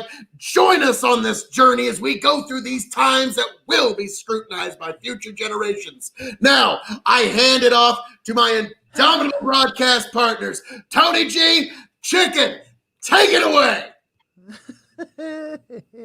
I got nothing left. Jesus. I'm crying. I was trying to keep up with the banners and the logos, and I couldn't do it. It's just a lot. I think we just say goodnight at this point. I agree. I think, yep, let's just say, hey, episode 49 is coming at you live next Thursday. Tune in. It's going to be fun. And we are marching closer and closer and closer to episode 50. And I want to make sure we do a very formidable job whoring out episode 50 if we can make it as epic as we want. And I think we can. So join us next week as we lead the precursor into episode 50. Episode 49, next Thursday, Thirsty Thursdays, Dog and Chicken Show, Facebook, YouTube, Spotify, all the good shit. Chicken, finish us up. Hey, appreciate it, fellas. Thanks for joining us, everybody that jumped into the show, everybody who chatted, all of the comments and interaction. That was fantastic. Phil, Tony, appreciate you guys joining. As always, fun times ahead of us. terrible times ahead of us. Maybe. I don't know. We'll see. Let's chat about it next week. Thursdays are back. Episode 49. Thursday next week. Make sure you like, share, subscribe. Share every episode you see, every video you see. Check us out at Big Bucket Entertainment, at Facebook, and all of our YouTube channels, which you can find there as well. As always, we say goodnight. Appreciate you, as always. Love you. Bye. Night, folks.